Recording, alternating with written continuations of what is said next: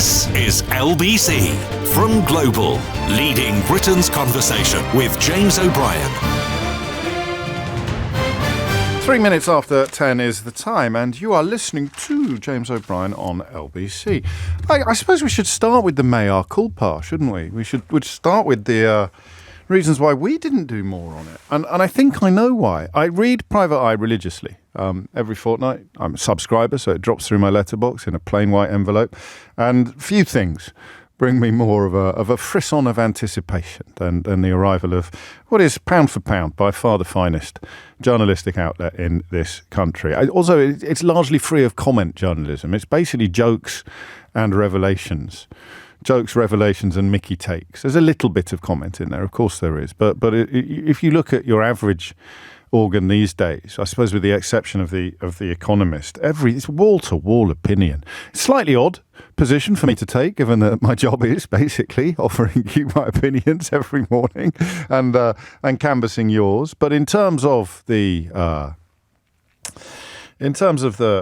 sort of wider vista of media outlets, in the course of our lives, the segue, the shift from being largely news-led and news-driven, which is expensive, it's expensive to do news, to being opinion-led and opinion-driven, is quite spectacular. It's one of those things you don't really notice until you take a moment to step back from the fray and just consider how much things have changed. Younger people, looking at a young colleague now, will be unaware of the days when the news agenda was dominated by news rather than by opinions, rather than by arguments, everywhere from the BBC onwards. It essentially books people to have an argument these days. Entire television stations have been founded based upon putting forward one side of an argument and doing their level best to stifle the other. What would have been the mode or the format of the radio phone-in has now essentially, partly because it's cheap, has now essentially, in the context of newspapers and television,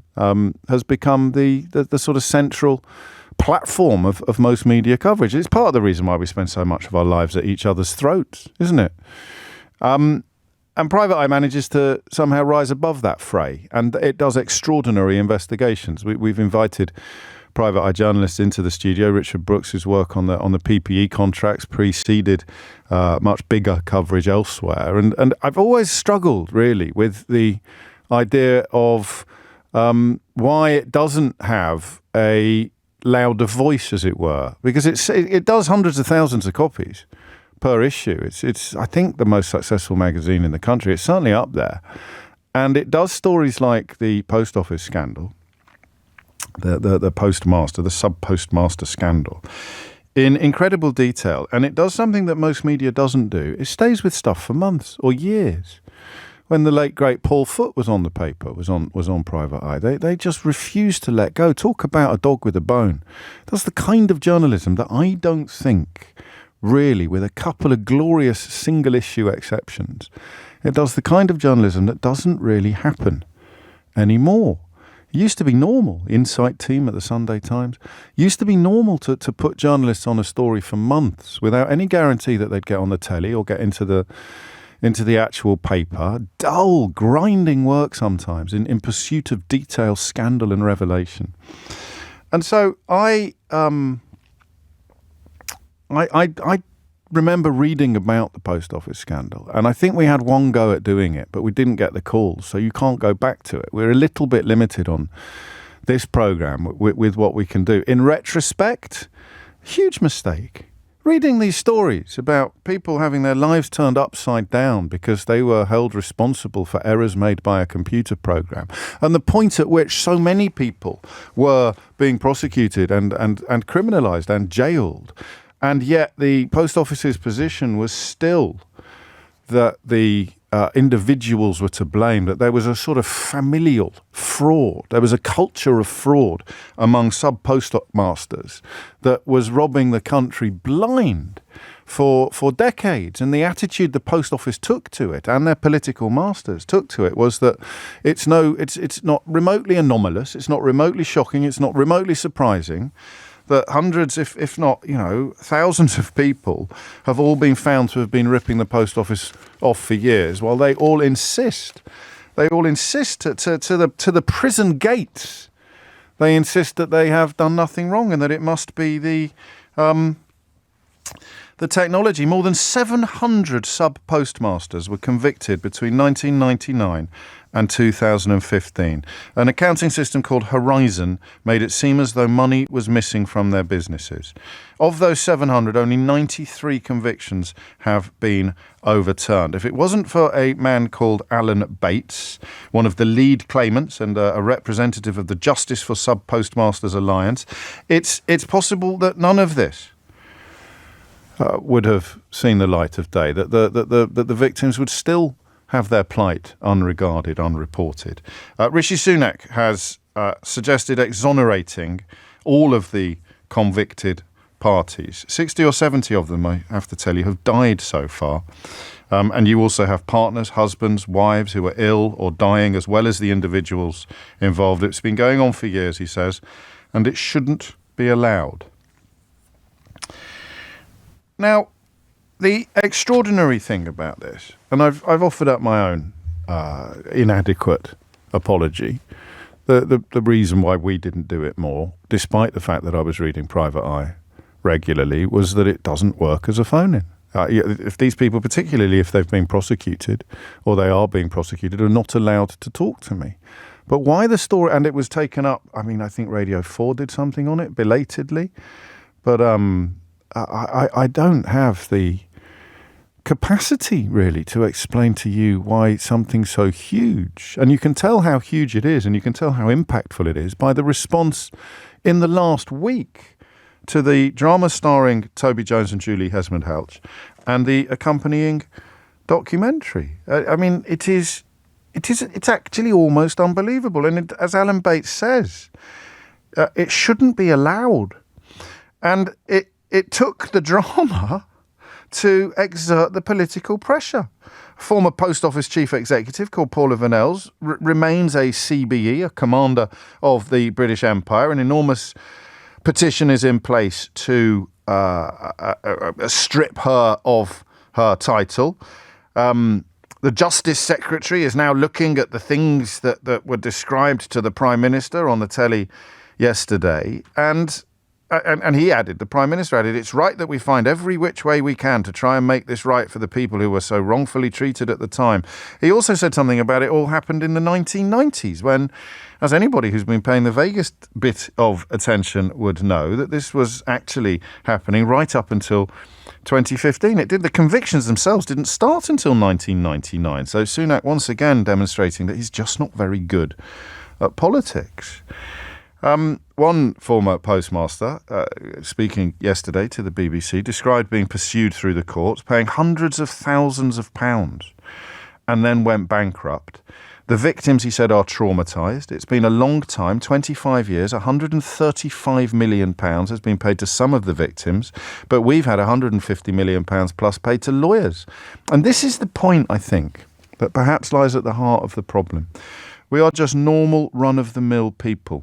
We have legal people with us, but it is so difficult, and it is like a war. Those are the words of Lee Castleton, former postmaster, victim of the scandal. While most of your newspapers were busy shouting about refugees or Brussels or, I don't know, single mothers or unemployed people, sub-postmasters up and down the country were being criminalised in quite extraordinarily awful ways. The great Post Office trial on Radio 4 touched on this, but didn't get anything like the movement that this ITV drama has received.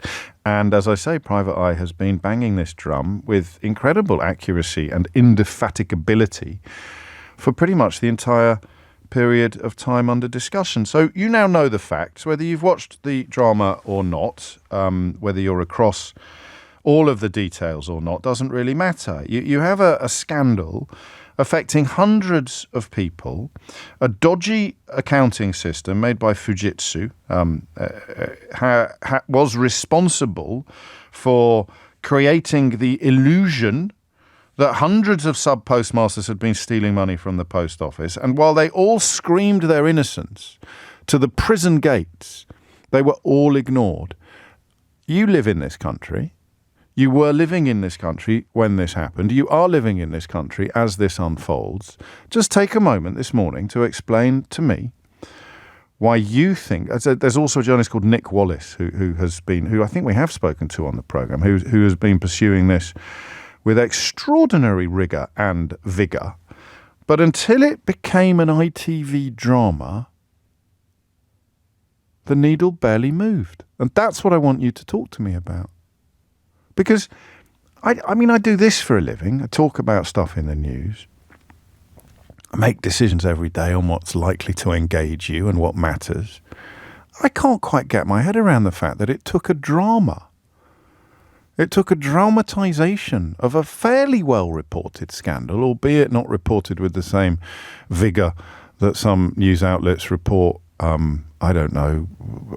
parking tickets, e-bikes and whatever the flavour of the day story is to wind you up. It was fairly well reported in grown-up media, and yet it has barely impacted at all more broadly until ITV made a drama about it. And that's all I'm going to ask you. And I want you to tell me why. How did this happen in your view? You don't have to be remotely connected to the story. You just need to understand what television is and what a false conviction is. How? How did this happen? And obviously, if you've got skin in the game, if you or someone you care for or know was caught up in this horrible, horrible story, a word on what it was actually like would be fascinating, would be worth its weight in gold. I would very much welcome that. 0345 6060 973 is the number that you need. Remember, Rishi Sunak, as someone's just pointed out in a text that I don't think is signed, Rishi Sunak was jumping up and down to get involved in Nigel Farage's banking arrangements. But on this, he said absolutely nothing until ITV turned it into a drama. Just use that as a way into it, if you would. The Prime Minister of the United Kingdom is more concerned about the personal banking arrangements of the most stubborn skid mark on the underpants of British politics than he is about 700 honest tax-paying workers being criminalised, prosecuted and traumatised for crimes they did not commit. And he doesn't get his finger out until it becomes a drama on ITV. So there are questions for the media to answer. But the Tories have been in power since 2010. The convictions and the unfolding scandal has been unfolding for the duration of that period. What was it like to be involved? And crucially, how do you explain this to yourself, never mind to me? How do you account for the fact that until it was a drama on ITV in the week after Christmas, nobody really cared? 0345 6060 973. James O'Brien on LBC. James O'Brien on LBC. You know, you send me stuff, and I sometimes think I better just check that. I can't just read that out cold on the radio. But it's true. I'll just read you this. Another prolific donor, Simon Blagden, was made a member of the UK HSA Advisory Board in April. That's a sort of health service position. Since 2005, Blagden and companies he is associated with have donated £376,000 to the Conservatives. These include Pietis Limited, a firm he was director of from 2000 to 2020, and Avray Partnership Limited, which he has been a director of since 2014. He was also a chairman of Fujitsu UK, which sued the NHS over a failed IT project. A parliamentary committee's inquiry into the debacle in 2013 cited reports that a sum of £700 million was sought from the Department of Health. And I don't know what his involvement is or was with Fujitsu and regard to the Horizon accounting scheme, but it was faults within that accounting system that made it seem as though money was missing from post office businesses when it was not.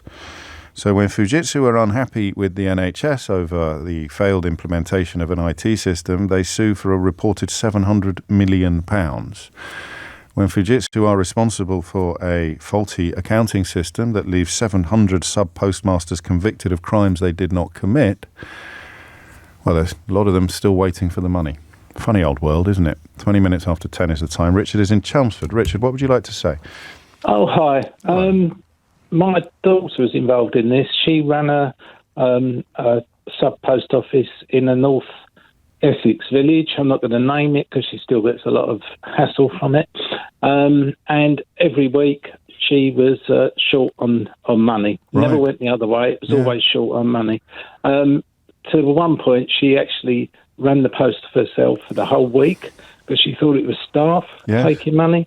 And she watched that programme last week and she said, that was me, Dad. Yeah. I was on the floor going through all the paperwork and could never make it add up. Starting when, Richard, roughly? Can you remember? Oh, no, I can't, to be honest. Don't worry.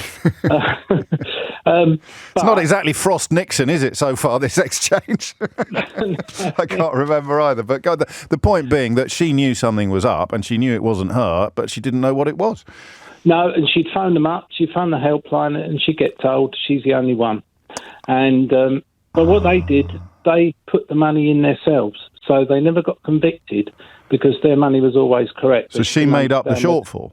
She made up the shortfall out of the profits from the shop, because it was also a shop, and her husband's wages. And in the end, they closed the post office, and that's when they got a lot of abuse from the villagers because they said, why are you closing it? And even up to this day, somebody said to her last week in the local co-op, went up to her and said, did you see that programme? Shame you wasn't caught up in that.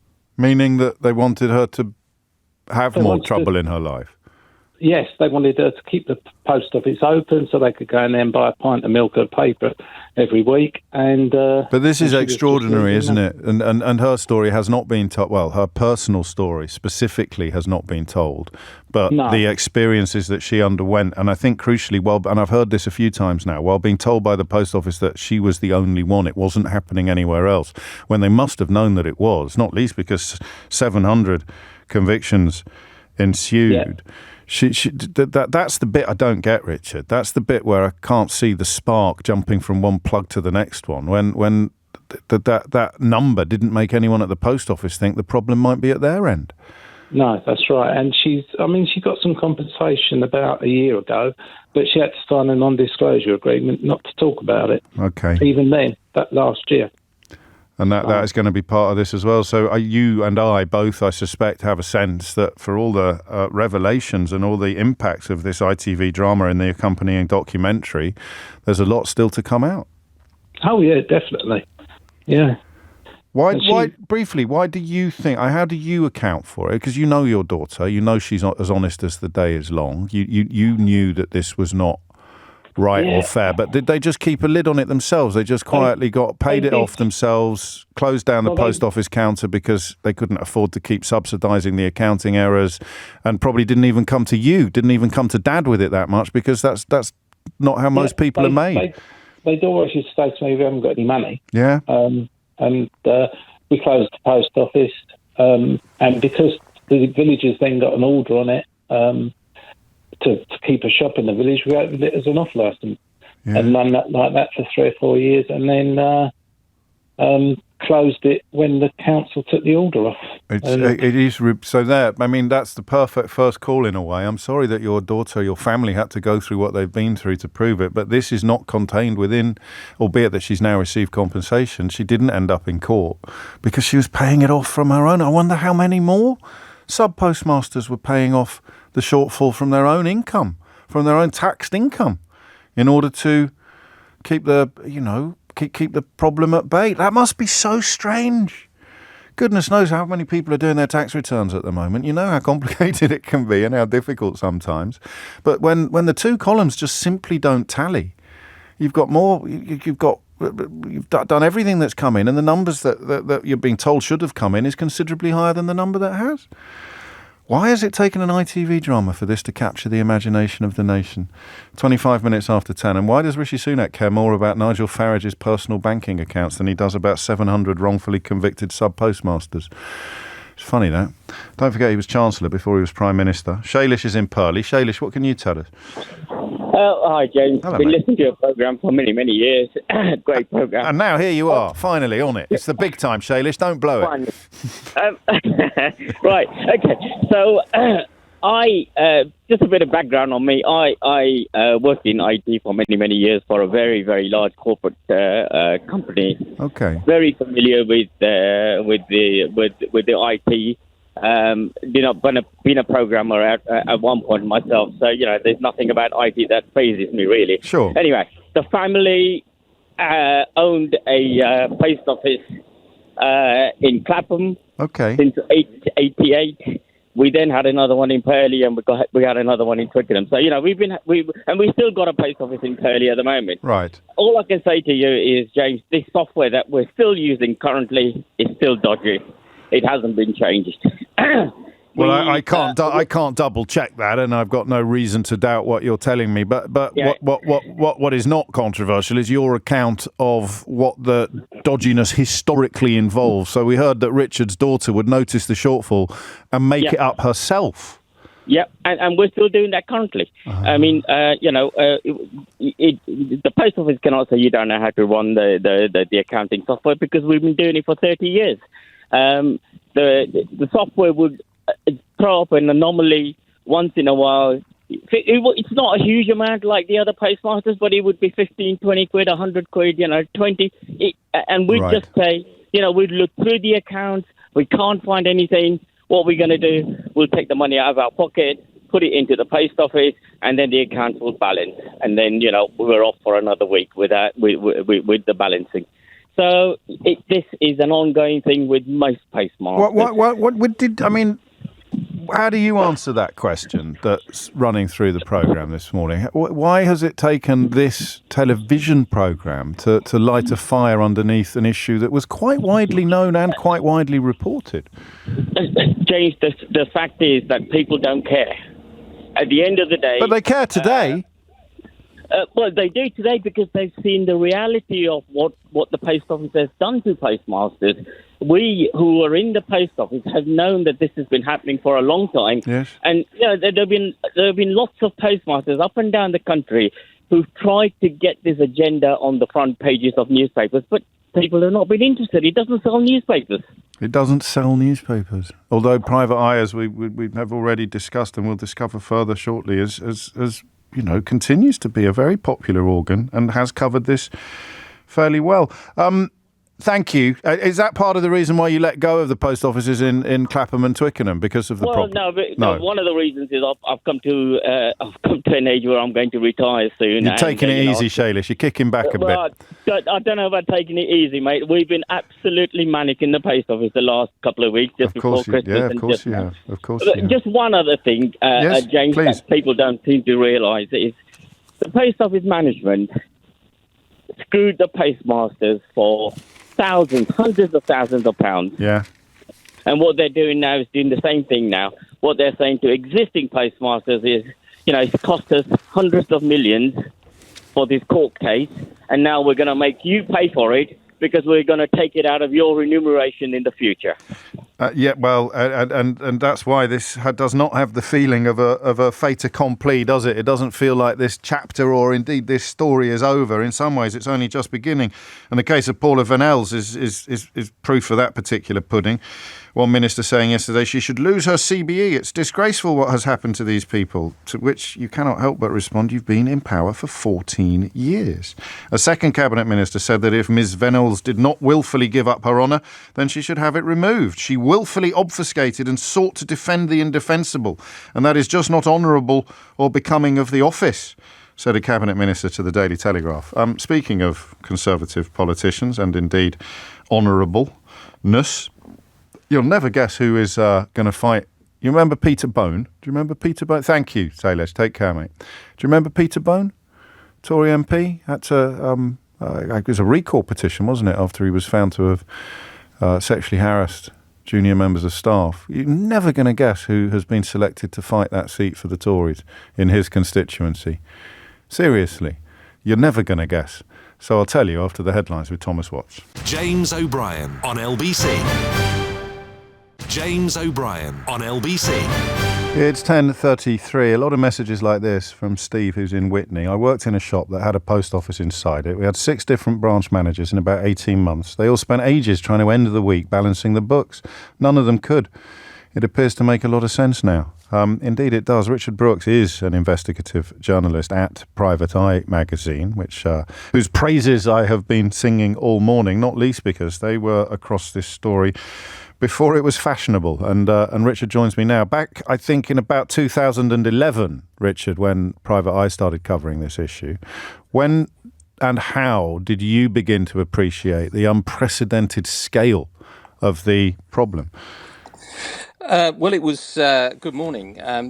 Back in 2011, we first picked up on this story, and I was just looking at the piece we wrote actually just before speaking to you, and it came, as you probably mentioned, Computer Weekly magazine had written some pieces about the story from about 2009.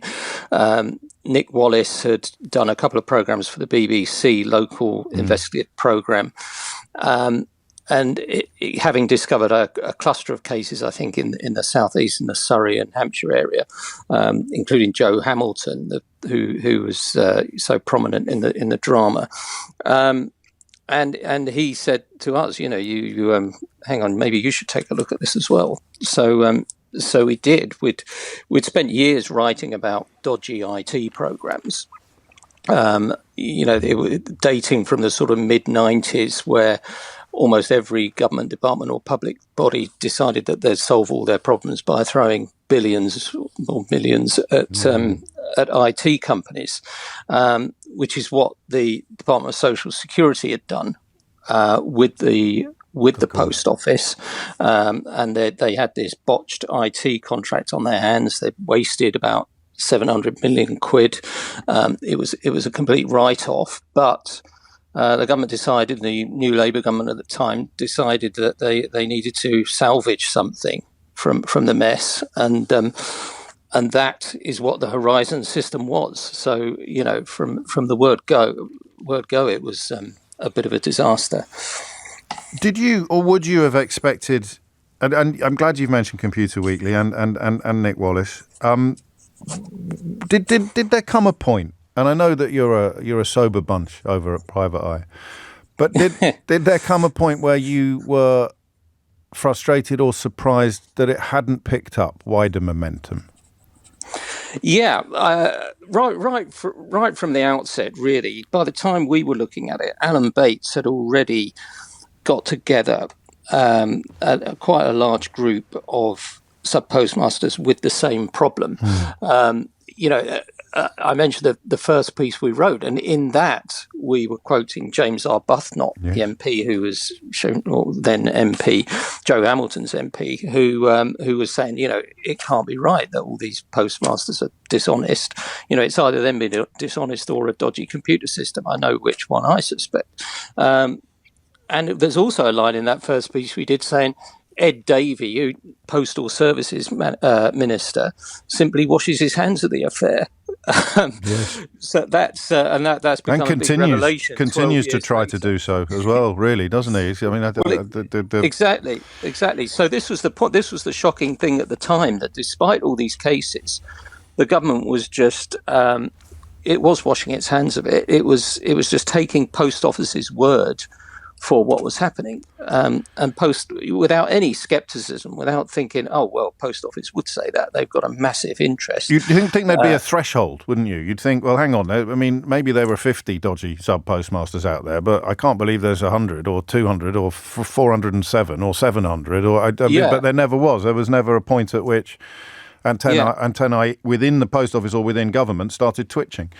No, they only had to look at their statistics, their own statistics on prosecutions. I haven't got exact numbers here, but they shot right up when Horizon came in. So there was no sort of reality check there saying, have people suddenly got dishonest? One of the shortfalls somebody had was £1 million. Yeah. And they were turning over a few £1,000s a week. It was crazy. It was pretty clearly, obviously, the IT system, even if you didn't know about the bugs. Yeah. But of course, inside, they actually did know about the bugs. The rest of us outside were sort of scratching our heads thinking, come on, what's going on here? This can't be right. How do you personally feel about the impact that the drama has had? Because I'm glancing, I've got all the screens in my studio, which you visited, Richard. You know what the studio looks like. Yeah. So we've got all three news channels running. They've all got three different sub-postmasters telling their story. I mean, it has absolutely exploded. Even Rishi Sunak was talking about it yesterday, albeit that he got the dates a bit mixed up. I mean, there must be an element of better late than never for you, but also an element of good grief, you know. Yeah. Why does Toby Jones succeed where we have failed? Yeah. I mean, yes, of course, it's great to see that this may be accelerating the process of justice for hundreds of people. Let's hope it does. But yeah, as you say, it is a bit depressing that all this information has been out there for years, and it's taken a drama to make people realise it's important. I mean, that is a bit of an indictment of our government, certainly the current government. You know, it's not as if it was just Private Eye and Computer Weekly and the others who've been writing about this for years. For several years, there's been some very good coverage of this in the Tory House newspaper, in the Mail. Tom Witherow in the Mail has written some great stuff over the last few years. So they've known full well about it. It's been right in their face. But for some reason, it takes a drama. I think there's something about the drama. Obviously, makes the victims of this very human. You just can't ignore it. And I think what that says is that they were actually dehumanizing these people before that was put right on their TV screens. These were people without very loud voices, working class people, and big bureaucracy. To a big bureaucracy and a government, they were just a bit awkward. It was very messy. Doing anything would obviously open things up and create a bit of a stir. So it was much better to try to fob them off for decades. And a word, if you would, on Paula Fennells. How culpable is she? Her role seems to be pretty grim. It does. She presided over some very, very grim behaviour. You know, a lot of lies, misrepresentations, even to a judicial process, even to the litigation that Alan Bates led in that the Post Office told a lot of untruths. She covered up. She it was summarised in that part of the dramatisation where she said, which was verbatim, where she told people, "I need to be told it's okay. I need the evidence to say it's okay." So basically, she wanted to be told everything was fine by people beneath her. So it's a bit like, you know, in a lot of organised crime families, the top person doesn't exactly know the detail, but they pretty much give the message about what needs to be done. And I think, you know, there are going to be some very awkward questions when she appears before the public inquiry, which should be later this year. And yes, it's not going anywhere now, this, is it? And finally, Richard Brooks, what should we be looking out for next? What are you beavering away on that could perhaps not of similar scale in terms of scandal, but similar kind of importance, perhaps? Well, we've got all kinds of stories brewing. I was just looking at one today involving victims of tax fraudsters who HMRC is treating very harshly. People nick their details, claim tax rebates for them, and then HMRC goes after the victim. There's a big scandal there waiting to come out, I think. And the other thing we've talked about before is the trouble on Teesside, where there's a very, very dodgy development going on with lots of people making lots of money, and on which I think there might be some quite big news this week. So there you go. Watch this space, as they say. Yeah. Listen to it. Yeah, excellent. No, if that isn't reason enough to treat yourself to Private Eye magazine every fortnight, then hopefully my ringing endorsement will tip you over the edge. Richard Brooks, investigative journalist at that magazine, who has been covering with colleagues this story since 2011, and very correctly, but also I think for our industry generously acknowledging the role that other people have played in that. Computer Weekly, I've said to you quite a few times that the trade press has now stepped into the breach that was once occupied by the national newspapers. National newspapers obsessed with opinion and othering and stoking up culture wars, whereas the trade press really does dig into the weeds of stuff in the way that Private Eye does. Although, as Richard reminded us, Tom Witherow at the Mail deserves credit, and Nick Wallace perhaps as much, if not more than anybody else, pursuing this really with the sort of tenacity that I think at one point it's all he did. He covered the court case. almost as a freelancer. I think he did actually just sit in court for months on end, covering it in ways that the rest of the media was not doing. What an astonishing personal vindication for him. We should probably talk to him this week, but I imagine an awful lot of people are beating a path to his door at the minute. I didn't forget to tell you who has been selected to fight the seat to replace the disgraced MP Peter Bone as the Tory candidate in the upcoming Wellingborough by-election. I didn't forget to tell you. I just took an executive editorial decision to build up even more tension. Mr. Bone, you will remember, left his wife for a physiotherapist 20 years his junior, who was at the time married with 2 children. He was kicked out of the Commons by a recall petition prompted by his suspension from Parliament over bullying and sexual misconduct allegations. The party association in that Northamptonshire seat have now selected the candidate who will replace him in the upcoming Wellingborough by-election. And, you're not going to believe who it is. James O'Brien on LBC. James O'Brien on LBC. 10:48 is the time. It's a bit of a human nature phone-in as well as a current affairs one. This. What is it about the drama on ITV that has reached parts that an awful lot of very good journalism failed to reach? And part of it is the personal touch. It's a sort of human nature issue. It's that we can see them now. Richard Brooks of Private Eye describing the dehumanising of some of the victims of the post office scandal. And of course, what a drama does is rehumanise them, particularly when the portrayals by actors like Julie Hesmond-Houch and Toby Jones are so extraordinarily good.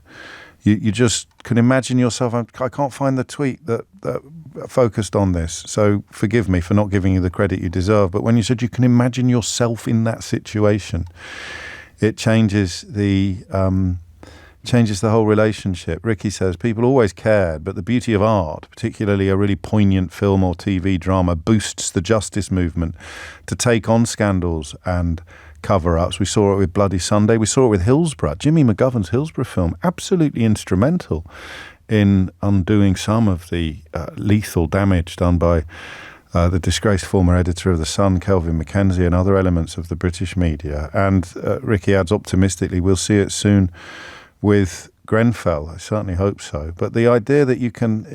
here it is. I think the TV drama from the Brexit Fails Twitter account, God knows what you're doing listening to this programme, I think the TV drama has had such an impact because viewers imagined themselves in the impossible positions that the postmasters were in. That's really well put.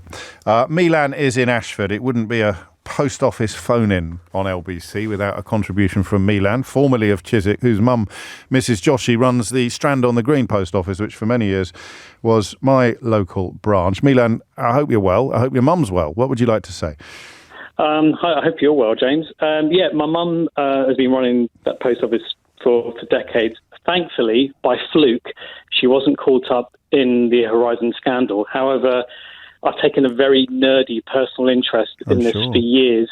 And there are many, many things that I could discuss. But, I mean, one of the things would be the scandal continues as of even last year, where I've written to Kevin Hollerake, Kevin James MP, who don't seem at all interested in the scandal the Post Office have done even last year alone. Well, it's quite hard to get hold of Kevin Hollerake. He got engaged in a bit of a Twitter exchange with Daniel Lambert, our kind of go-to wine importer for Brexit-related issues of wine. I just digress briefly, Milan. And Daniel challenged him to come on to LBC and have a debate about it all.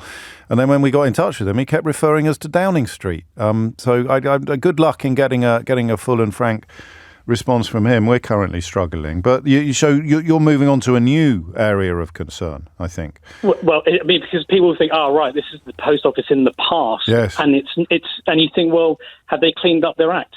No, they haven't cleaned up their act. Even last year, they misled Parliament in their annual accounts by falsely asserting that the chair of the public inquiry said that they complied with the metrics that they for the disclosure of documents. He hadn't. It's a completely false statement. Well, again, I have to take your word for this. I've got no way of checking or confirming in real time. But equally, I've got no reason to doubt you or to or certainly not to question your integrity. As a geeky observer of this, and with that sort of mopping your brow in relief that your lovely mum wasn't caught up in any of this, because she could very easily have been.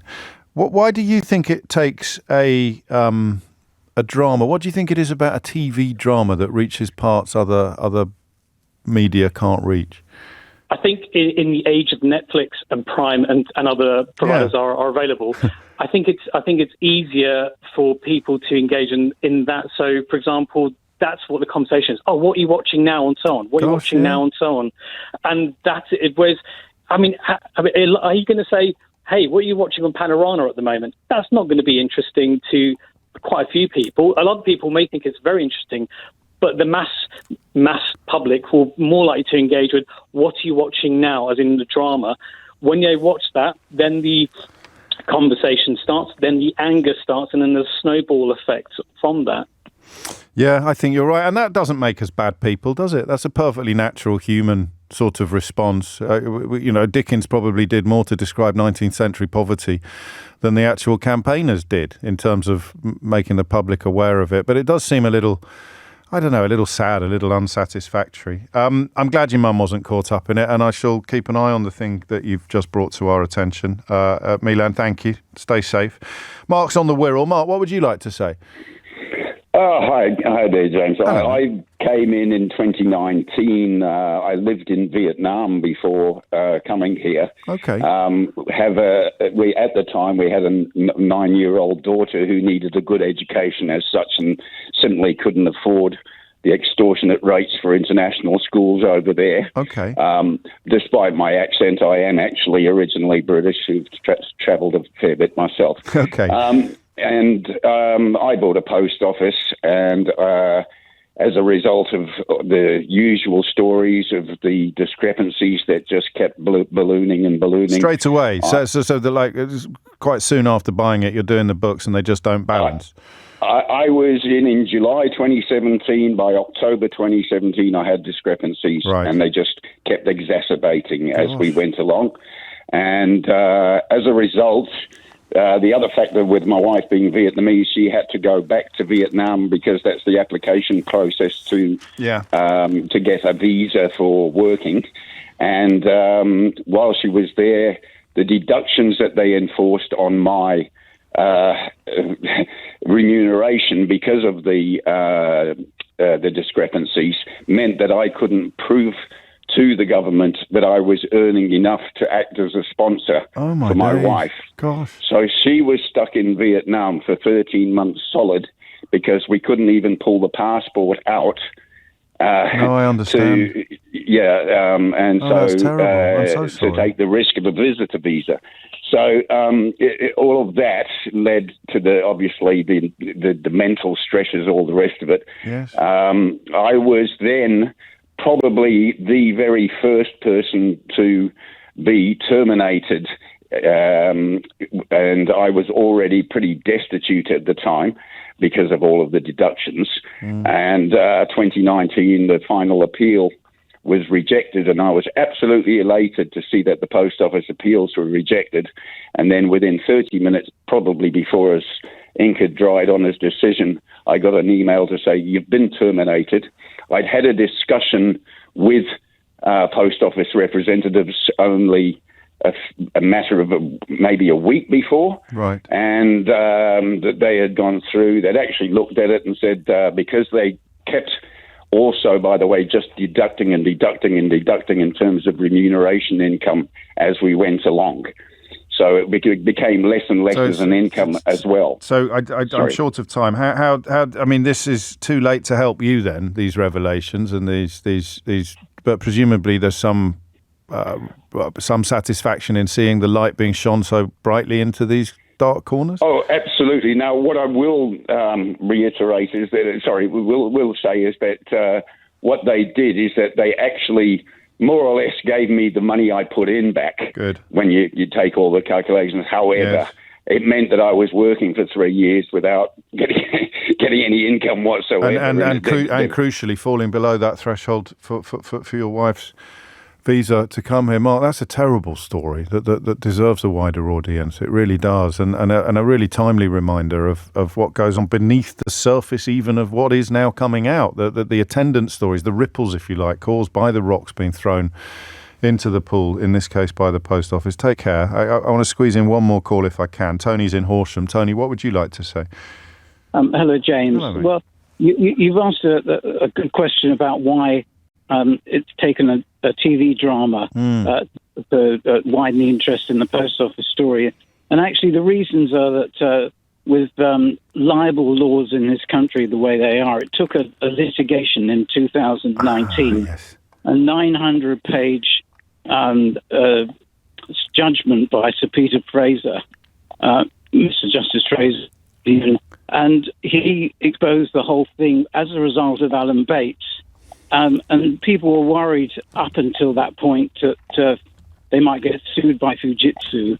And after that, it was easy, it was plain sailing for the newspapers. The newspapers picked up on it. ITV Drama picked up on it.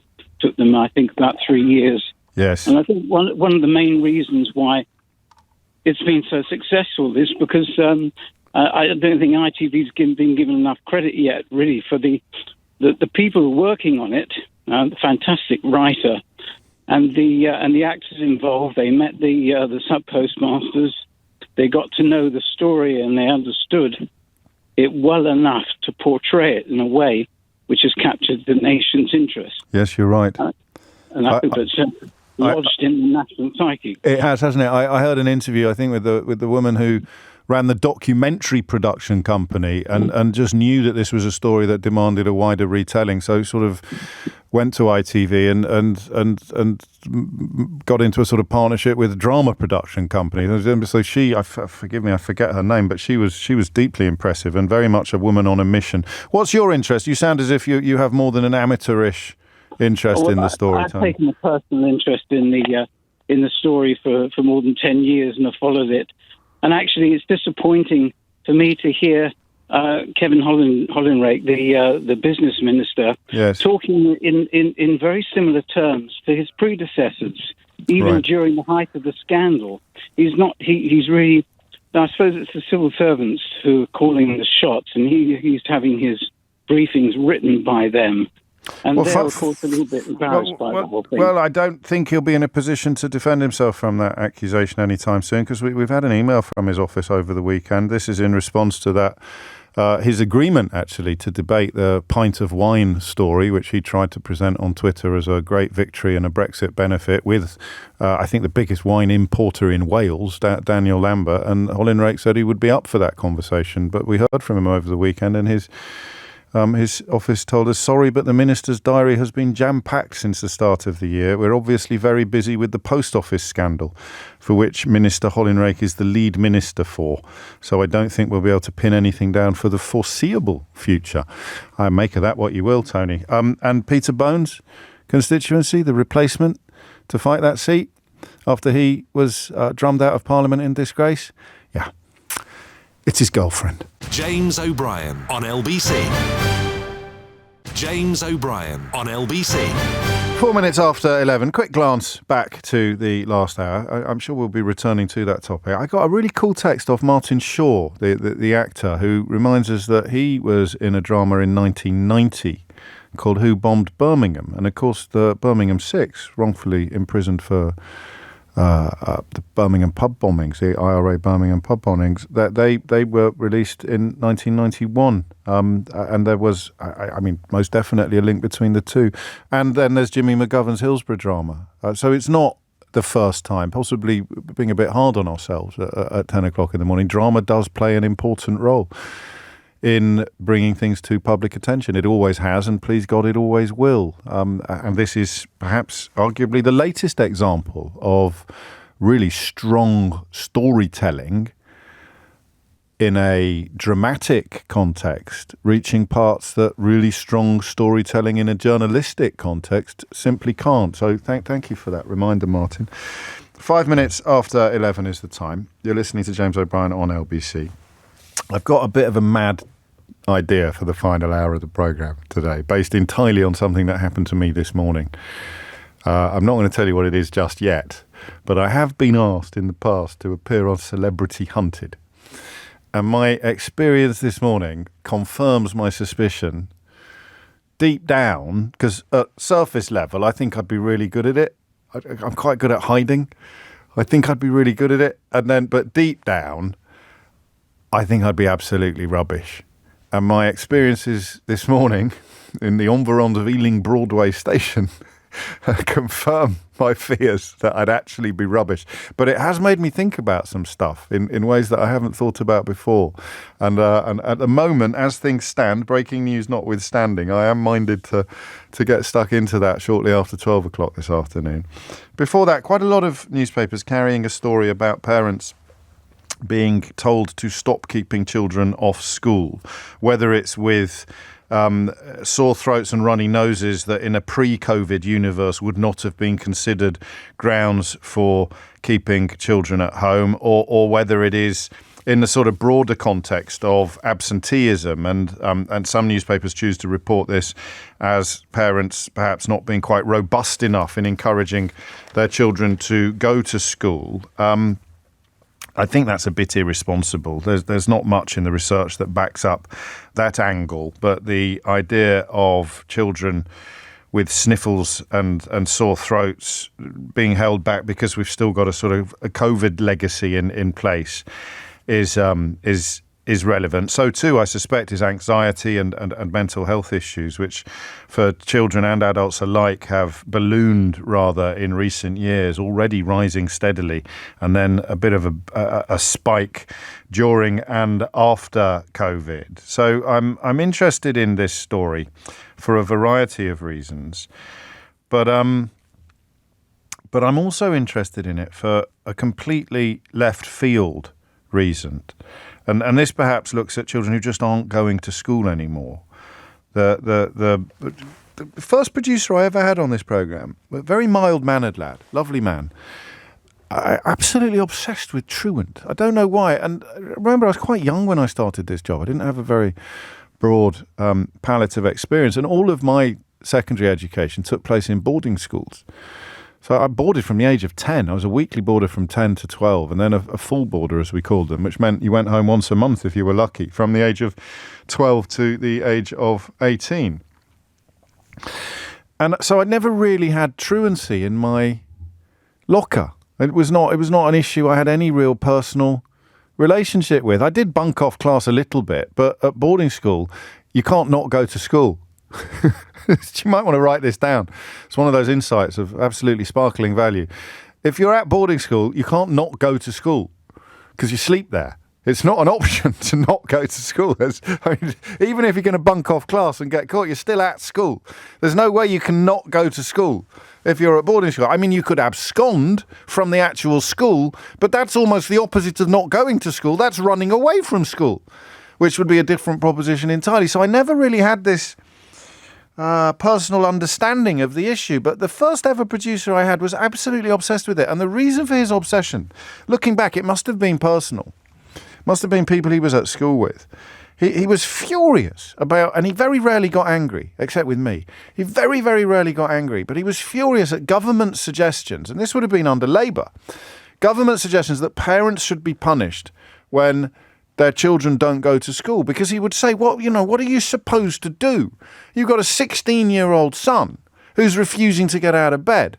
He's a foot taller than you. You might be a single mother. What are you supposed to do? What on earth is the point of punishing a parent who has failed to get a child to school? There's no point. Even if there are some parents who are just sort of, I don't know, looking the other way or washing their hands of it. It's an insane policy.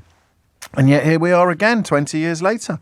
The story is doing the rounds again, with Gillian Keegan talking about how tackling attendance is her number one priority. And up to a point, she's right. Attending school is vital to a child's well-being, development and attainment. It has all sorts of ramifications for the rest of their lives. But here's the thing. This line here really struck me. We want all our children to have the best start in life because we know that attending school is vital to a child's well-being, development and attainment, as well as impact future career success. Now, I've got a bit of a theory bubbling away at the moment, and it covers quite a lot of society. It's a theory that I actually started developing when I was writing my latest book. I don't think I can call it my new book anymore. It's been out for quite a while. Lovely to see it at number 2 in the Times on Saturday. So thank you to everybody who gave or received it as a Christmas present, and a lovely review in the Herald up in Scotland over the weekend. But when I was writing How They Broke Britain, I found myself really thinking, and I didn't write much about this, if at all, but I found myself thinking about the social contract a lot, about the relationship between behaviour and expectation within a society. You know, when we talk about if you play by the rules, you expect certain returns. I think many adults are struggling really to see the social contract in clear terms at the moment. You sort of, particularly when we talk about property ownership, the idea that if you abided by certain preconditions, if you did this and you did that, you worked hard, you got a job, possibly you got a degree, then by the time you were in your late 20s, you would expect to be joining the property owning classes, right? That's like a silent social contract, you might call it. You do this, you do that, this happens. Now, in the last sort of 14 or 15 years, I genuinely worry that social contract has been broken. And it's been broken from two ends. It's been broken by people in power. I was thinking about Boris Johnson this morning on the way into work, and the fact that he is being paid hundreds of thousands of pounds by the Daily Mail to write columns about, this weekend it was about why he can't burn his Christmas tree, why he can't set fire to his Christmas tree, and it turned out to be because of laws that were introduced when he was Prime Minister. That to me, it's very hard to really pinpoint the essence of Boris Johnson, but that comes pretty close, doesn't it?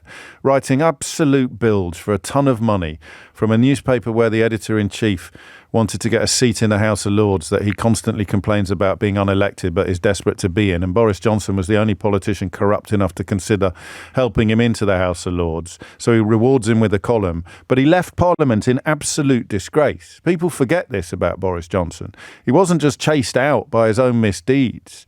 He resigned rather than face justice. He resigned rather than be subject to the recall petition that has sent Peter Bone scurrying for the hills to be replaced by his own girlfriend as the Conservative candidate in Wellingborough. Johnson left in absolute disgrace, and he was too cowardly even to face the music. So it was as if he resigned. It was as if he walked off the pitch before the referee could pull out the red card. That's how pathetic and cowardly Boris Johnson is. In fact, that's a superb analogy because it never happens.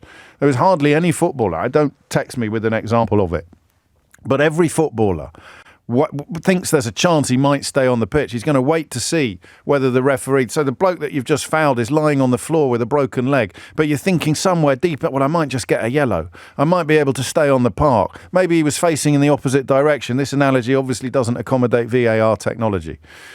But Boris Johnson marched off the pitch as soon as the referee blew his whistle because he was too cowardly to face the music and see the colour of the red card that was likely to come out of the referee's pocket. So the man left Parliament in absolute disgrace. And yet he gets rewarded, constantly reading about how much money he will be paid for speaking and how much money the Daily Mail pay him for columns about why he can't set fire to his own Christmas tree as a consequence of laws that he introduced as Prime Minister. Absolute disgrace. The disgraced former Prime Minister, Boris Johnson. So that silent social contract where we grow up, ordinary people like you and me, we grow up thinking if you abide by the rules, you get a certain return. And then you come at it from the other end. You come at it from young people growing up now, looking at what lies ahead of them. And this is not a happy conversation. All right. We are going to ask the question of why does your child not go to school? Because, as is often the case with tabloid journalism, the answers are myriad, complicated, sophisticated, nuanced, and difficult. Tabloid journalism demands that you pretend the world is none of those things. Everything is black and white. Everything is binary. Everything is either something to be celebrated or ammunition with which to attack people you've never met. So the children growing up look at the social contract, what I call the silent social contract. And I wonder how many of them just think to themselves, well, what's the point? What's the point? I don't like school. I find school boring. In previous generations, you really understood the relationship between school and future. You'd think, look, I find it really boring, but I've got to get my GCSEs. I've got to get my A-levels, otherwise I won't get a decent job. And if I don't get a decent job, I won't have a decent lifestyle. If I don't have a decent lifestyle, I'll never be a property owner, or I'll never be able to rent a nice place. I genuinely fear, and I don't think you can convince me that I'm wrong on this, actually, because it's just an opinion, it's not counting. I genuinely fear that a lot of young people are looking at the social contract, the silent social contract, and they're seeing the most powerful, influential people in our society cheating and lying and prospering. You know? The people that sold them Brexit, stole their birthright, promoted, prospering. The liars, the cheats that have populated government now for years. The politicians who've sat on their hands for the post office scandal. That silent social contract. Oh, what's that? You've been chased out of Parliament in disgrace, and they've chosen your girlfriend to fight. Well, it's as if that silent social contract has broken. And I don't know whether that plays a part in this. So have you ever had to explain to your children why it's important to study Pythagoras? Why do I need to do Pythagoras' theorem, Dad? Why do I have to do algebra, Mum? I'm never ever going to need Pythagoras' theorem when I grow up. I'm never going to need algebra. And you try to explain to them, or I do, I try to explain to them that it's a bit like doing physical exercise. You've got muscles in your brain that you need to flex. And studying these things, these issues, they flex muscles that don't get flexed in any other circumstances. And the better muscles, the more muscly you are, the better conditioned your brain is, the better equipped you are for the life ahead. So you might not actually need to deploy Pythagoras' theorem at any point, but the mental training that learning and understanding that has given to you will prove useful in all manner of other areas at unspecified points in the future. God, I hated chemistry. Man, I hated chemistry. Once you stop doing experiments, I used to like doing experiments, but if it involved a Bunsen burner, I was in like Flynn. But once you moved away from the experiment, I hated it. I hated physics even more. And I could just about make that argument 10 years ago. You've got to do this, you've got to do that. It's really important. But I don't know whether this will work as a phone-in. I don't know whether I'm sounding mad to you. But if you've got a young person in your family who just doesn't see the point of school anymore, I wonder whether it's because we can no longer tell them that if you work hard and keep your nose clean, you'll be all right. We live in a society now where people who are lazy and feckless and dishonest and fraudulent and disingenuous and unkind become Prime Minister. How do you explain to a young person why going to school and obeying the rules is important when we have somehow created a society where telling lies and being lazy can give you the keys to Downing Street, or simply being useless at everything like Liz Truss or Rishi Sunak? You don't actually have to be morally corrupt like Boris Johnson. So there's two things going on here. Forgive me, it's even longer than usual, this introduction. There's two things going on here. There's the top of the mountain being populated by profoundly dishonest and feckless people, unserious people. And then there's the bottom of the mountain where working hard and playing by the rules means you might just about survive. It doesn't mean you're going to be on the property ladder by the time you're 30. So why is your child not going to school? 0345 6060973. I'll take any answer you've got on that. Why is your child not going to school? And I'm particularly interested in hearing from you, whether you're a parent or not, if you recognise my description there of the silent social contract being broken, because that's the kind of stuff that is generational in its impact. Why should I? So here is a child. Here is a mythical 15-year-old, 14-year-old, 16-year-old. Okay? Why? What's the point, Mum? Why should I work hard at school? Why should I go to school? What do you say? In fact, you can all play that game. What do you say to that 16-year-old? Why should I go to school? 0345 6060 973 is the number you need. James O'Brien on LBC. James O'Brien on LBC.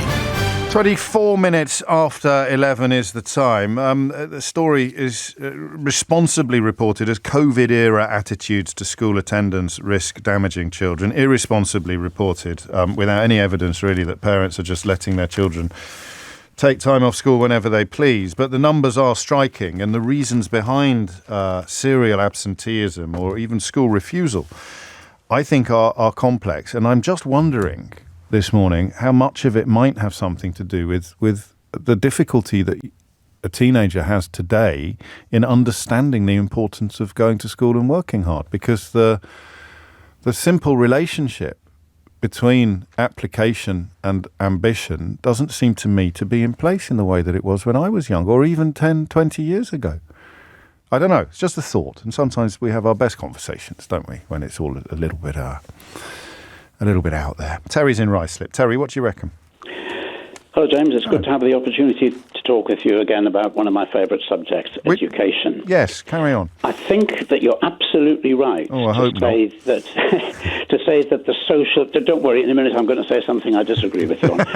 But I think you're absolutely right to say that the social contract behind education has been broken. You see, I'm 73. Now, when I was younger, it was quite straightforward. Work hard, pass your exams, get a qualification, get a job, and it will probably be as permanent as you want it to be. Yes. Get a mortgage, and you live your life.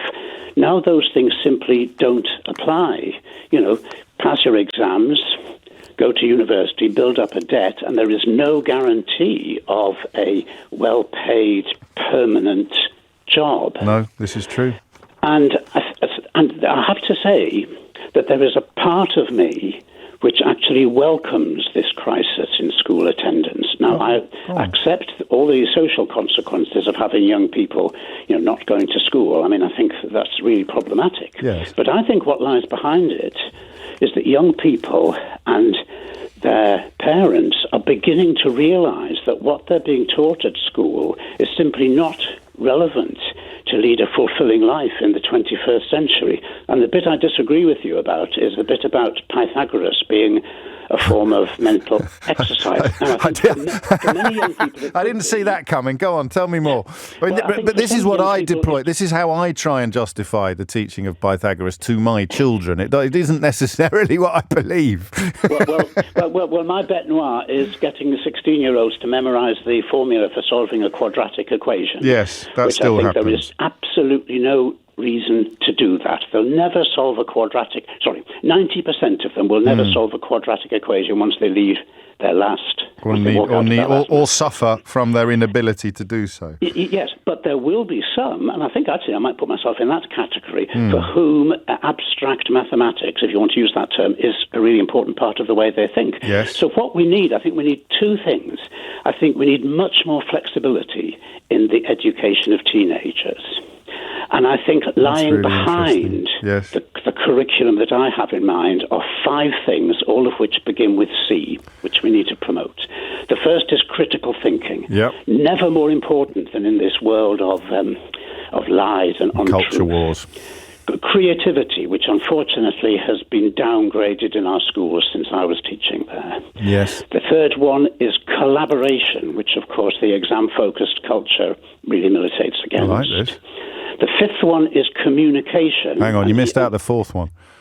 Sorry, I beg your pardon. That's all right. I can't count. Maths is also important, but it doesn't begin with C. Yes. So the fourth one is communication. And yes. Even Rishi Sunak has acknowleded that. There you go. The fifth one is and collaboration. I've got 2 words, Go on. and I don't know which of these 2 words is the more important one. The fifth one is compassion / concern. Yeah. And I think Boris Johnson is the classic example of somebody who has, in one sense, the best education that money could buy at Eton and then at Oxbridge. Yes. And yet he clearly lacked concern and compassion for others. I wonder if it can be taught to a character like that. But it can certainly be taught to others. I love that. That's a beautiful quintet of qualities, actually. Well, thank you. But I think then we need to redesign a curriculum, and people have done some work on this. There's a thing called the Mastery, I've forgotten the name. It's called something like the Mastery Framework. It comes from the United States, where they look at what a young person is learning, they map it against this sort of... That's fascinating. That really is. We're going to run out of time, but in a sense, I think you've highlighted another element of... we don't need to disagree about Pythagoras, but recent policy has all been framed towards academic value only exists if it has a commercial value. Qualifications are only of use if they enhance your employability. In some ways, you've gone in the opposite direction, but you'll create a healthier population who will then be, by almost definition, they'll be more productive as well. So that's like a bonus. They'll be happier, they'll be more fulfilled, ergo they'll be more productive. So whichever way you look at it, we're going in the wrong direction. So you add a new dimension. I've got the notion of a social contract being breached because young people can't see the relationship between effort and reward. You're redefining reward in a way, I think, Terry, and that justifies the effort. Well, I think so, and I think that we mustn't only think of school in terms of financial terms. No, but I think increasingly they do, and that might be another reason why children aren't turning up, because you're saying you've got to go to school, otherwise you won't get a decent job, and they're looking at the jobs that are available, and they're thinking, well, I'm not going to go to school. Yeah, and you ask people of my age or even a bit younger, what was the thing at school that really made a difference to you as a person? And very often it'll be something like music, which is what I taught, or it might be the school sailing club. Yes. It's those things Chess, which have been pushed sport. out. It could be anything, couldn't it? Something that was not...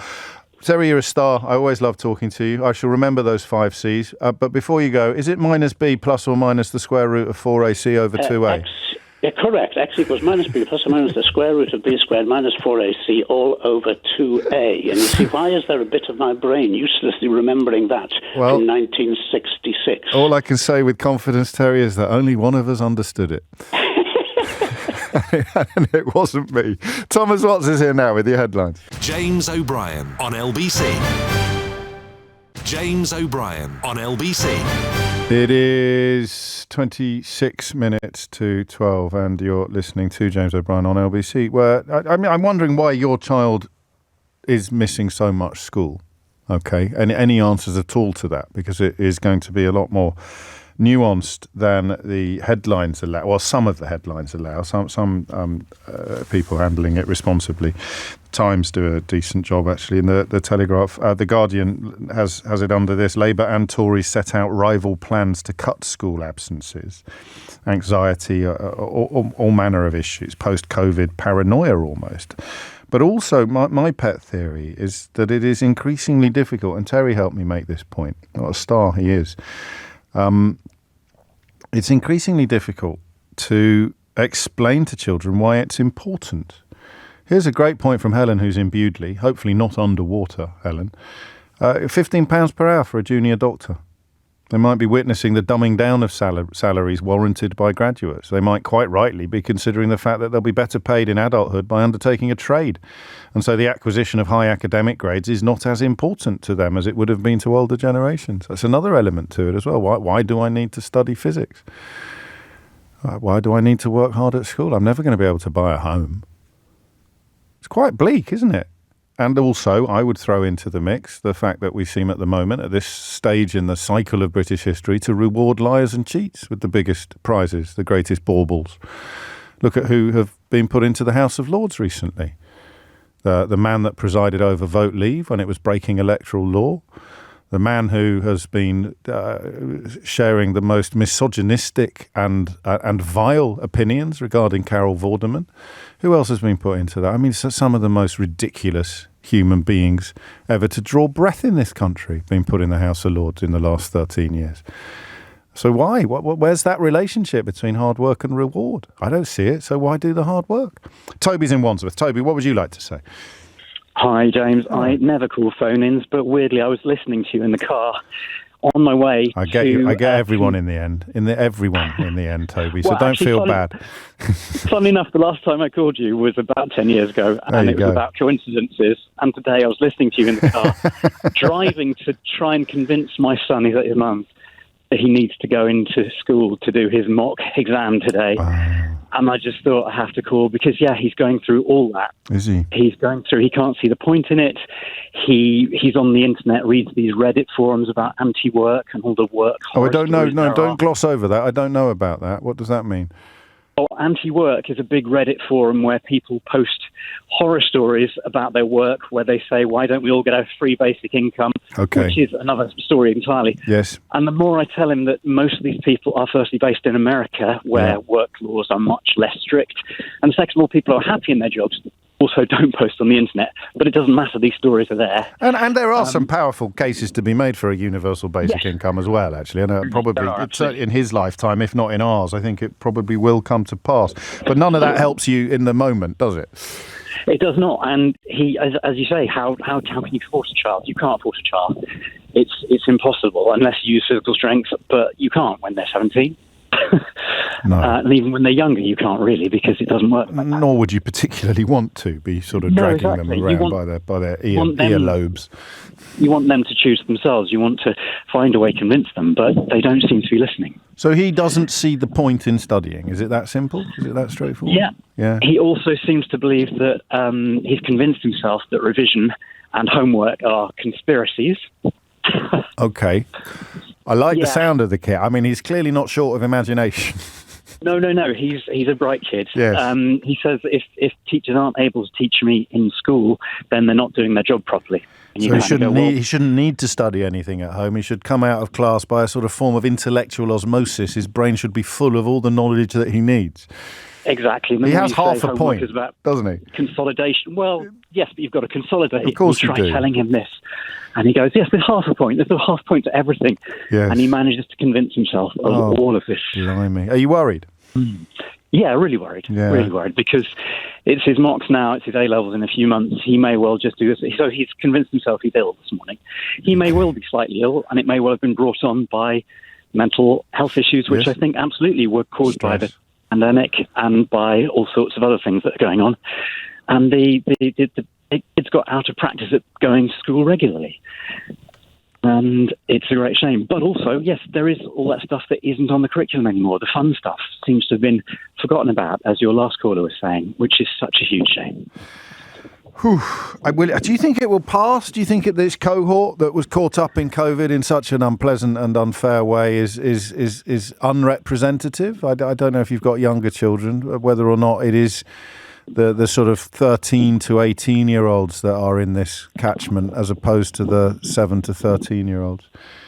I don't know, but I do agree with, I don't know if you know about Sir Ken Robinson, who believed that education needs an entire paradigm shift, because in many ways it knocks creativity out of kids who are sounds like Terry. Creative. Sounds like the caller we had on while you were on hold, actually, who made those points very powerfully. Something. Go on. We need to encourage creativity, and we need to, learning by rote, it should be a thing of the past. These days, you should go into an exam and everything should be there to help you, and then you use what you've learned, or what the processes that you've learned to help you answer questions, rather than just having to remember facts. No one can see the point of that anymore because the internet is there. And you're right, the system perhaps hasn't caught up with that. That's why we often talk about calculators and it being a controversial conversation, even when I started in this job, as to whether children should take calculators into exams. Thank you, Toby. And that last point you make there, it actually is why your boy has half a point. I hope everything comes out in the wash. I really do. It's a terribly tricky time. I was a particularly difficult teenager, but I was dealing with monks and teachers. I wasn't at home with mum and dad. But if you just don't see the point of doing something, it's very hard sometimes to persuade young people that they just should. It's the point, I think, in the relationship where the answer to the question why, because I say so, no longer applies. I don't know when that happens. Some people it may happen at 10, some people at 14, 16. Why do I have to do that? Because I say so. Just eventually that runs out of road.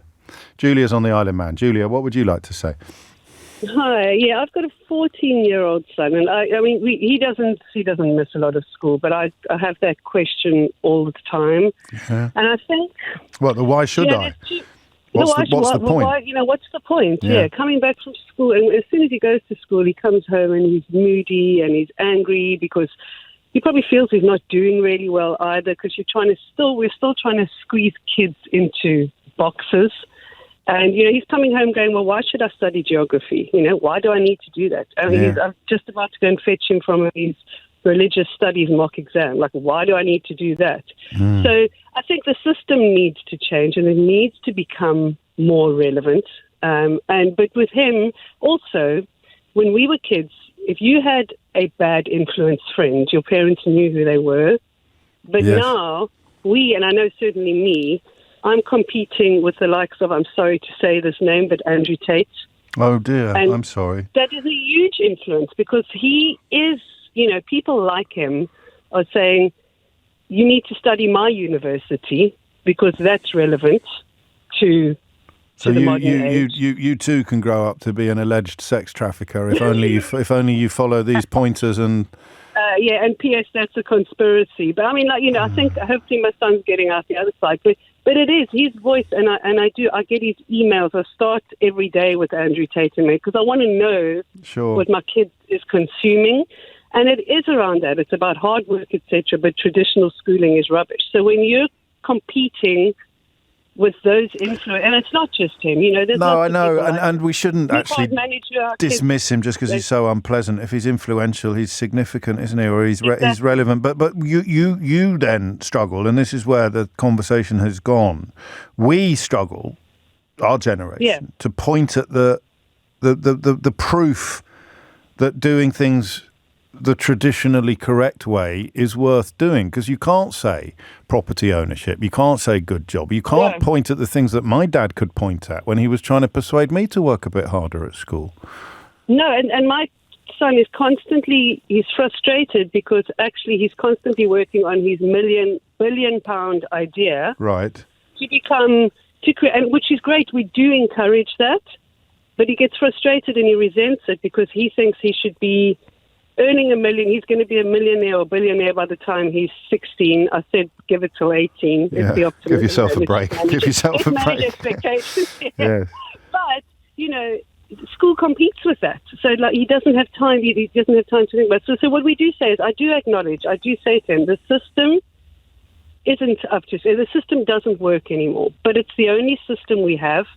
So study so that you have choices, so that if you're not a billionaire by the time you're 18 and all of a sudden you decide you want to be an architect, you have the choice.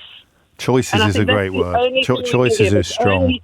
Choices. Yeah. I use that a lot, actually, because that really is what privilege gives you as well. That's what private education gives you. It gives you more choices. A degree gives you more choices, so that when you reach these forks in the road, there are more paths to choose from when you get to them. The more that you've got in your locker, the more that you've accrued in terms of achievement or qualification or experience. That's a really good point, actually. You're clearly doing something right. But as with Toby, I wish you well. I really do. These are tough conversations. What's the point? I mean, kids have been saying that forever. I just think it was easier to answer in the past than it is now. 11:45 is the time. James O'Brien on LBC. James O'Brien on LBC. It's 11:49. You're listening to James O'Brien on LBC. Where the question, it's this, isn't it? The Education Secretary, Shadow Education Secretary, Bridget Phillipson, said at the weekend that school absenteeism, which is rocketing, it's 1 in 5 children regularly out of school, likely to rise to 1 in 4 in the near future. And she says it's damaging the life chances of children, which it probably is. I mean, I'd struggle to make the case for saying that it isn't, but it's a lot harder to prove than it was when I was young, or perhaps when you were young. The relationship between effort, qualification, result, and then reward or achievement or attainment was just a lot easier to plot, I think, a lot clearer. If you want to be a rocket scientist, says this text, you will need Pythagoras and a great deal more, says Tom. To which the response of the teenagers we've been talking about today would be, I don't want to be a rocket scientist. That's why I like Julia's points about choice. So Julia and Toby both dealing with sons who would probably respond to that by saying, I don't want to be a rocket scientist, so jog on. But choices, you might not want to be a rocket scientist, but you might discover something further down the line that will be easier to access if you've worked harder at school. If you've done that subject you didn't see the point of. It might sound unlikely, but if you just couch it in terms of choices, and then you come back to the silent social contract that I opened the hour with, the idea that just doesn't seem to apply anymore. And then perhaps the most important factor of it all is that we have created a society, particularly post-Brexit, where the greatest rewards and prizes are reserved for the biggest cheats and liars. Anyone who pays any attention at all to newspaper-led media is going to be of the view, well, look, either you're brainwashed and you don't realise that they're cheats and liars, you're too busy doffing your cap and bending your knee, tugging your forelock, or you're looking at the landscape of rewards and honours and wealth, people like Jacob Rees-Mogg and Boris Johnson, and you're just seeing the biggest cheats and liars, or charlatans and ignoramuses being given the biggest reward. So what's the point of working hard at chemistry when you can just sort of lie your way to Downing Street? And then when you get caught, you get given millions of pounds by the owner of the Daily Mail, who went to the same school, and I didn't go to that school, so what's the point in trying? It's a tough conversation. Bree's in Bournemouth. Bree, what would you like to say? Hi, James. Hello. It's such a pleasure to speak to you. I'm a huge subscriber of your work. I love the show, the podcast, and I'm loving reading the book. Fantastic. It's the hat trick. All you need now is a board game. Carry on, Bree. Yeah. So I just wanted to give you my opinion, which is from an African perspective.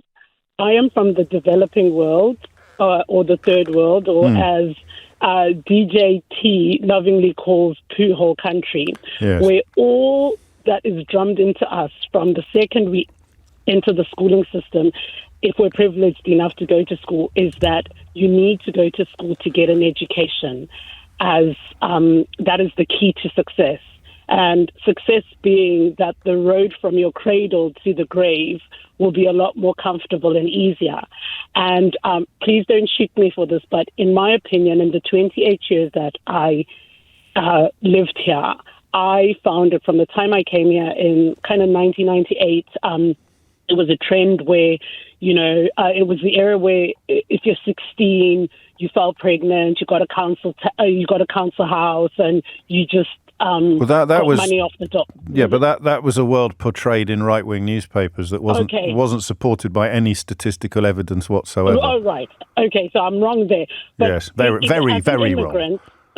As an immigrant, when I came here, I just thought, oh my gosh, life is too easy here, because all we've ever been taught in Africa is you've got to go to school, you've got to go to school. And school was, it's not for everybody. And I was an average student, but I left school with qualifications and I came here and I got my degree. And I'm drumming the same strict African culture into my half English, half African children, where they have no choice. But here's the thing. So if I was your parent and you were to turn to me and say, what's the point? I could say to you, well, if you work hard, you'll be able to go to England to do your degree. You'll be able to live a life that is probably not available to you in your home country. The rewards you will receive in return for your effort and your exertions are pretty easy to describe and pretty easy to imagine. But it's not true for a teenager in England today. What are the rewards you would describe to I don't know how old, let's say a 13-year-old who doesn't see the point in working hard at school? What do you say to them that is somehow comparable to the life-changing experiences you could receive in return for your exertions? I think what I tell my 13-year-old daughter is that, listen, I know it's a complex issue like you described, James, but I think school gives us a certain resilience and a discipline and a commitment, because it is difficult for a lot of teenagers now post-COVID and this, that, and the other. And I work within the NHS, so, I understand a lot of the issues. However, I do see that, and again, this is a very limited perspective. Well, stop making excuses for your answer and tell me what it is. No, well, I think, you know what, James, there's a bit of snowflakey culture sometimes. A bit of what? Snowflakey culture where, Snowflakey culture. Yeah, where some people, they don't want to go to school and there's no accountability and there's no... But no, you're talking about other people's children now. You're not talking about your own. Here is a 13-year-old who says, what's the point of working hard? To which you respond by saying... You've got to go to school because you've got no choice. Yes, that's saying that's the because I say so school of thought, and we're talking about parents who've grown out of that sort of slightly juvenile response. You've got to provide an intellectual and thoughtful answer to the question, Bree.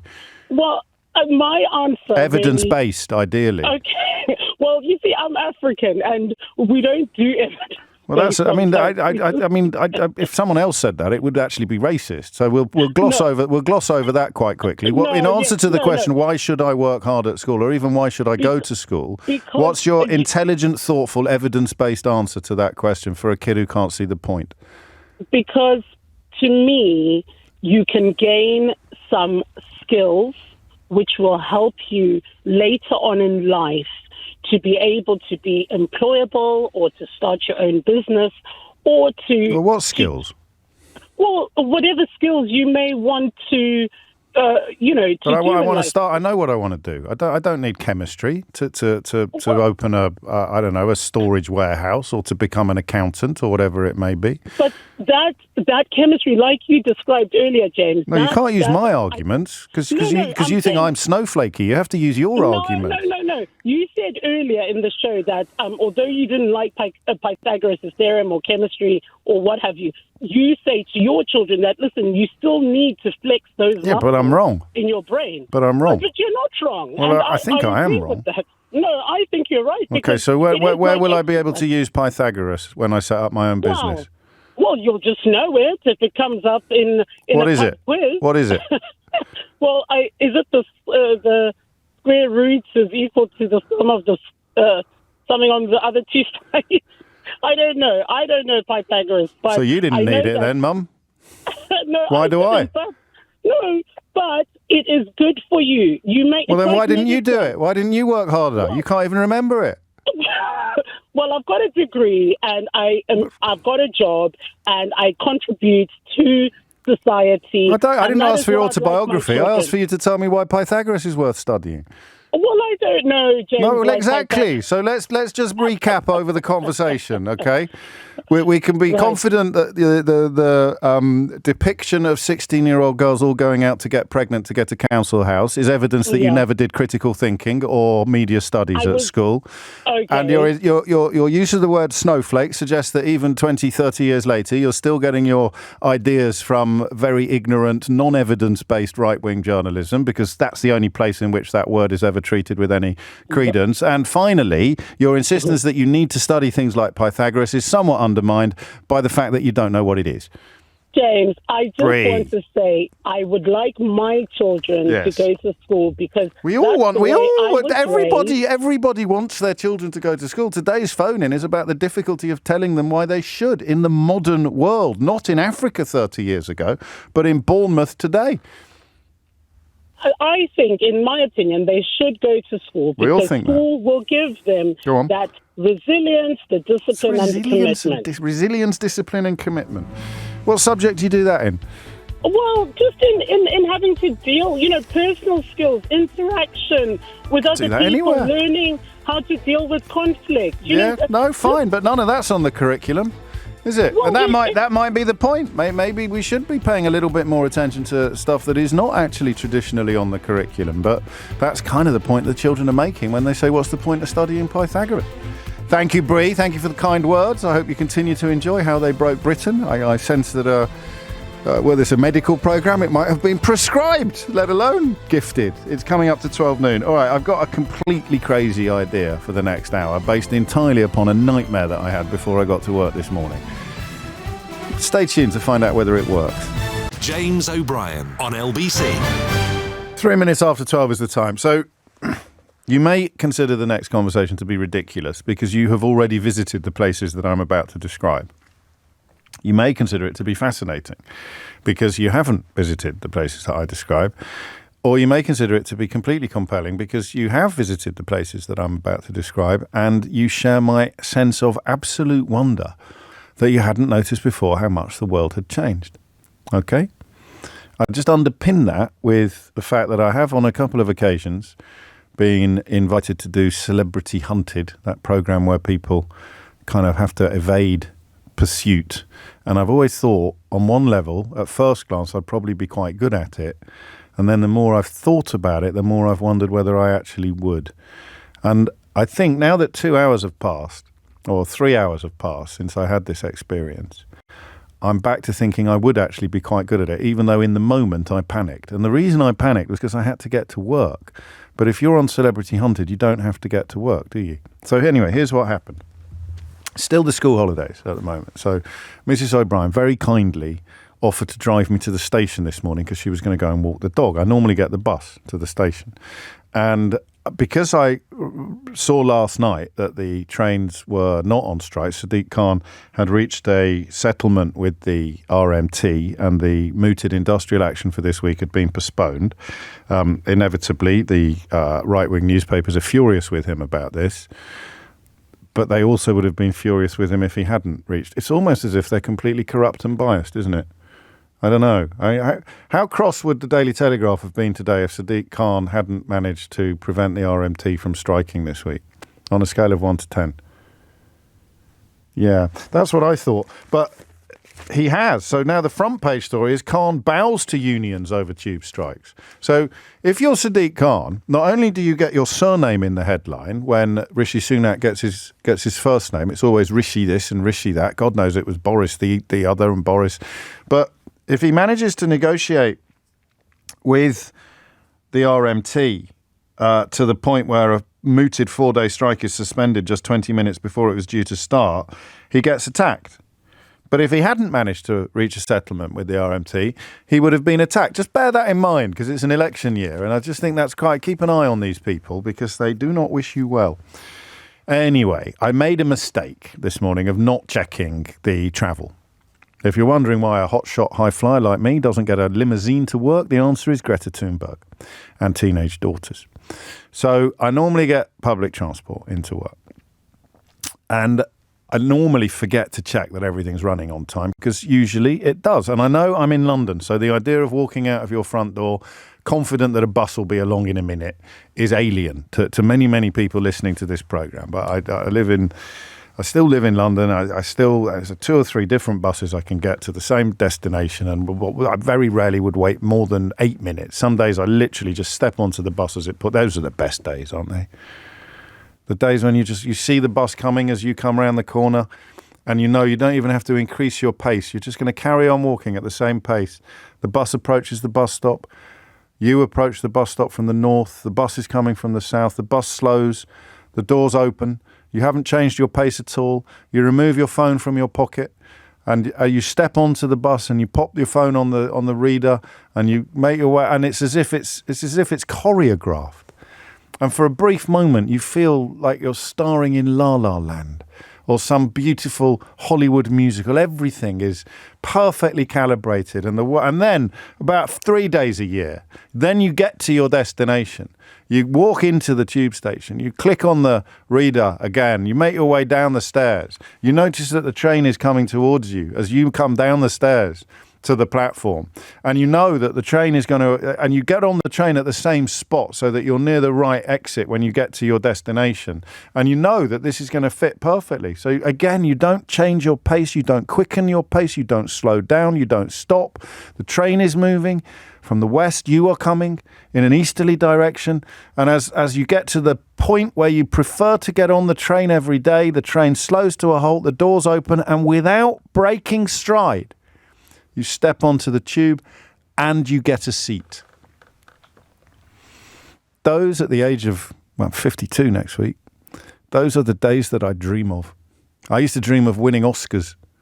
Now those are the moments of peak and complete satisfaction for me, when the public transport planets align and everything fits together like, I don't know, a hand into a glove. But I digress. So I didn't check. Mrs. O'Brien kindly drops me off at the station. I tootle down the stairs. I look at the board. It says next train, 18 minutes. 18 minutes? And I think, well, Mrs. O'Brien's still probably... So I ring her quickly. So you still around? She goes, yeah, I'm just turning around. I said, can you drive me to Ealing? And I'll get on the Elizabeth line. And she says, yeah, of course I can, darling.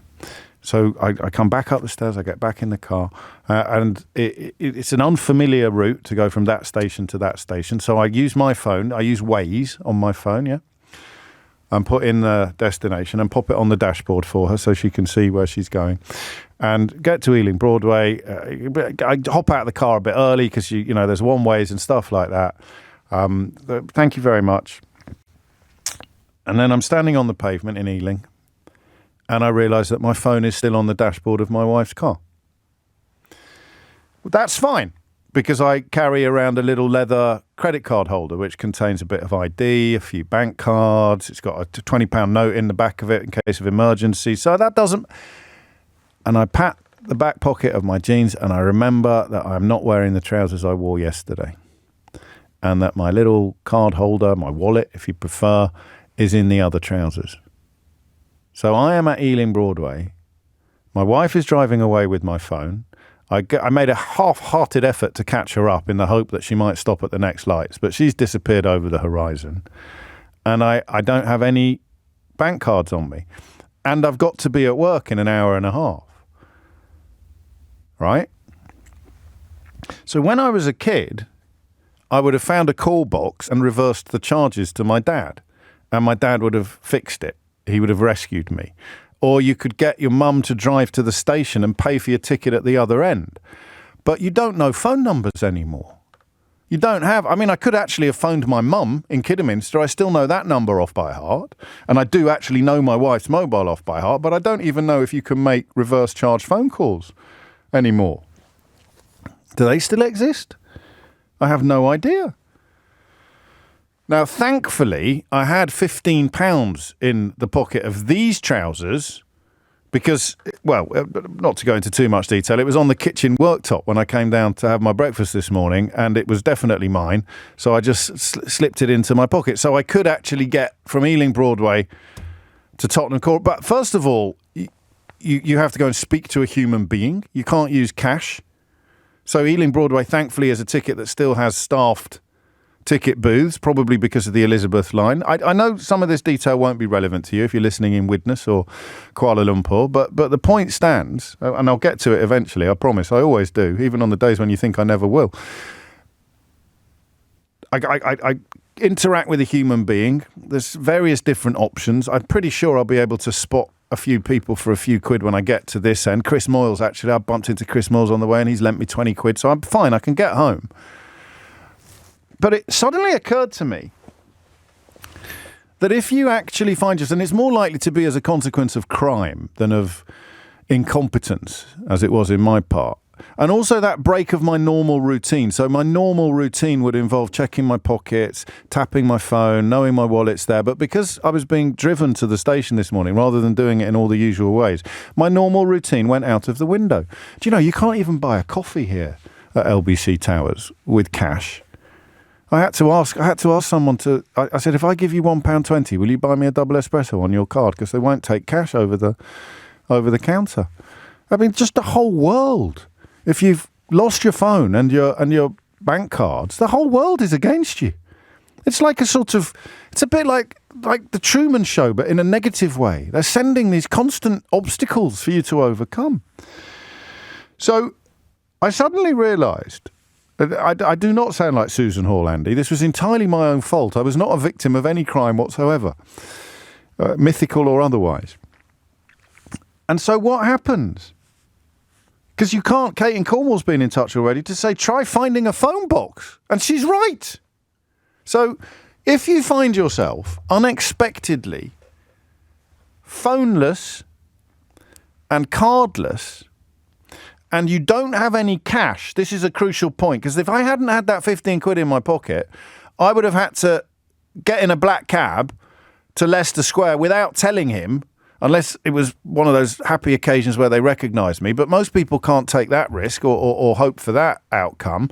And then tell him when we got here, I'm just going to have to pop inside and get the money now. And then I'd have to find someone who had like 60, 70 quid cash on them. So that, I mean, tricky. You've got no card and you've got no phone, and you are in you're far from home or from the office. What do you do? What do you actually... Well, I beg your pardon. What did you do? That's the topic, you see. I told you I'd get there in the end. What did you do? Because if I hadn't had that 15 quid in my pocket, what the heck would I have done? And it is that expensive. I got the Elizabeth line to Tottenham Court Road, £14.70 return. So I've got 30p. But if I hadn't had that 15 quid in my pocket... So in the 21st century hellscape, wherever you are, and remember, this is a big city, so there's probably more but what do you actually do if you haven't got your phone and you haven't got a bank card? And it's a world where, I mean, when's the last time you saw a functioning phone box? What do? Do you ask a stranger to borrow their mobile? I was at that point until I remembered the 15 quid in my pocket. I thought, I'm going to have to ask a stranger. And then I'm going through, have I been into any shops around here? And pulling the old showbiz thing. Has anyone ever said, oh, I love your show? Oh, there's that bloke in Mossbros. There's a bloke in Mossbros who said he loves my show when I went in looking for a... Oh, Christ, Mossbros doesn't open until 9 o'clock. I've got to be at work. So you've got all these mental gymnastics that you're going through. And I've got that very small added bonus of being vaguely recognisable. You don't have that. What do you do? What do you actually do? 0345 6060 973. I was stuck in Cambridge once, but my mum went to Kidderminster Station and paid for my ticket at that end. And then they issued the ticket to me at this end. But I had to be able to phone my mum. And what if you don't know any numbers off by heart? I did a quick roundup in the office. Everyone knows their childhood landline number, but do you know your mum's mobile number off by heart? How often do you speak to her? Every day, but you don't know her number off by heart. If you lost your phone and it had her number in it, how would you contact her? You see what I mean? 0345 6060 973. I have a 19-year-old colleague. He's looking at me as if I'm speaking Mandarin at the moment. But that's the point. The world has changed, yeah, man. The world has turned. You don't understand the burdens that my generation carry. What do you do? And that is why that initial moment of absolute panic is why I thought that I wouldn't be very good on Celebrity Hunted. But once the initial panic has passed and I thought I don't have to be, if I didn't have to be at work, I think I probably could have pulled it off. And thank you to Josh, who points out, James, you've got 30p. That's enough to feed a family for a week. It is in Newark.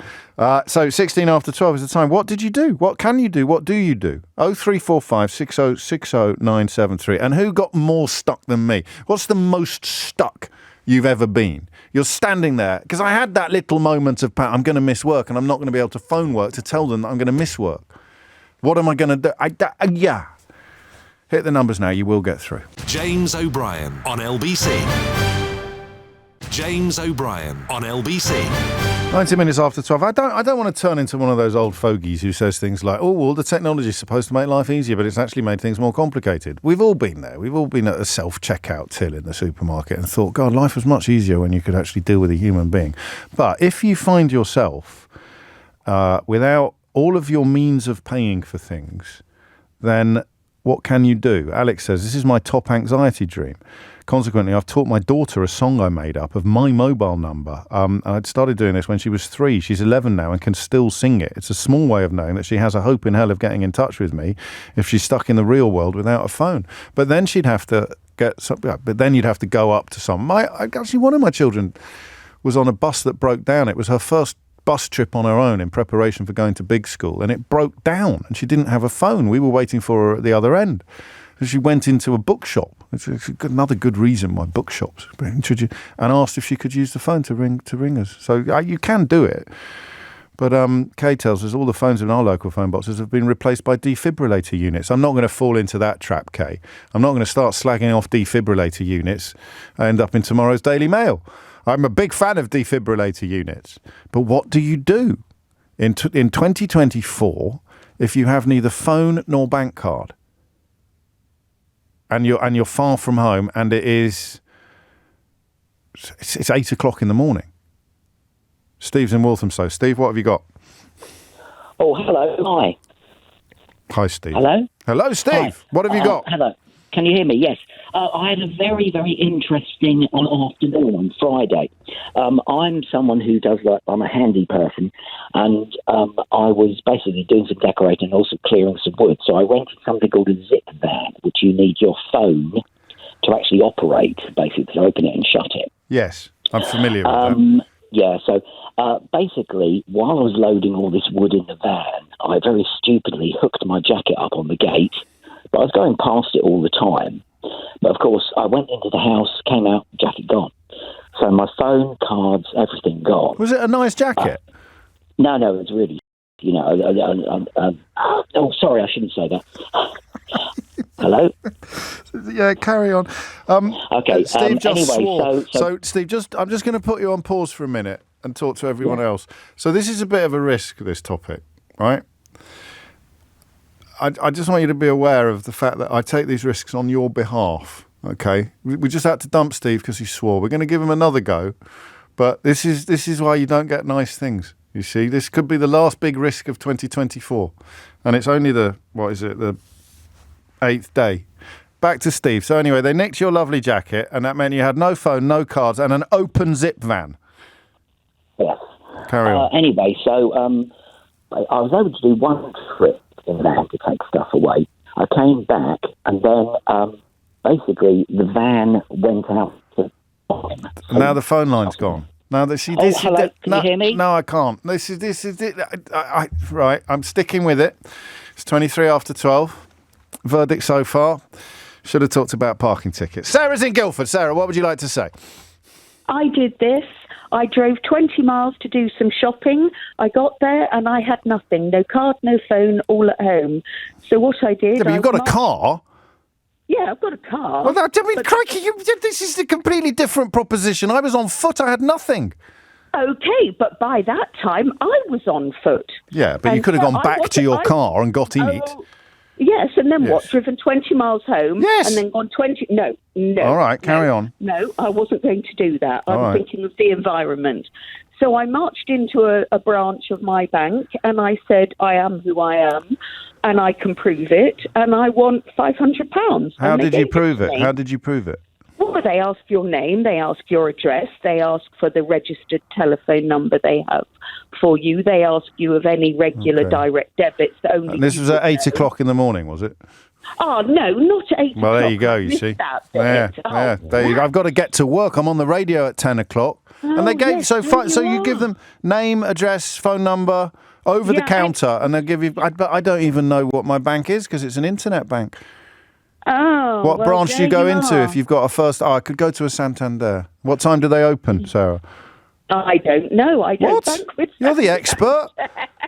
Yeah, but not with Santander. But listen, I am listening. I thought this was a safe subject. I listened to your.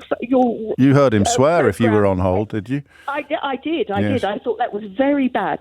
It was. No, I know. No excuse. I'm glad his jacket got nicked. The potty-mouthed little time waster. Yes, honestly. I know. Outrageous behaviour. But anyway, your advice is no good to me because it was 8 o'clock in the morning. And listen, it's not about me. It's about the 1.3 million people waiting for me to start speaking. It's them that would be the real losers. Yes, it would be, and we wouldn't like it if you were. They'd have to get Nick Ferrari to hang on for a bit longer. There'd be uproar in the aisles. There'd be a revolution in the. So what do you do? What do you actually do? And Sarah, with respect, you had a car, so you could have driven somewhere. You could have driven to a friend's. You could have done so. Joe's in Birmingham. Joe, what happened? Well, this is a story going back when I was at university, which about 15 years ago now. Yeah, that counts. Yeah, I was on the way back. I was on the way back from a 6-hour coach journey from Canterbury to Birmingham, and I was absolutely exhausted. And I had, back in the day where I didn't have phone contract, it was one of those pay-as-you-go type scenarios, and I had a huge suitcase. I was more or less in tears and just wanted to be home. But that was your fault, though, that you'd run out of credit on your phone. Yeah, but as a poor student, I've not got a huge amount of I didn't have a huge amount of money. No, I know, but these are not sort of. It's not like the gods have conspired against you, is it? It's this poor forward planning. But anyway, What did you do?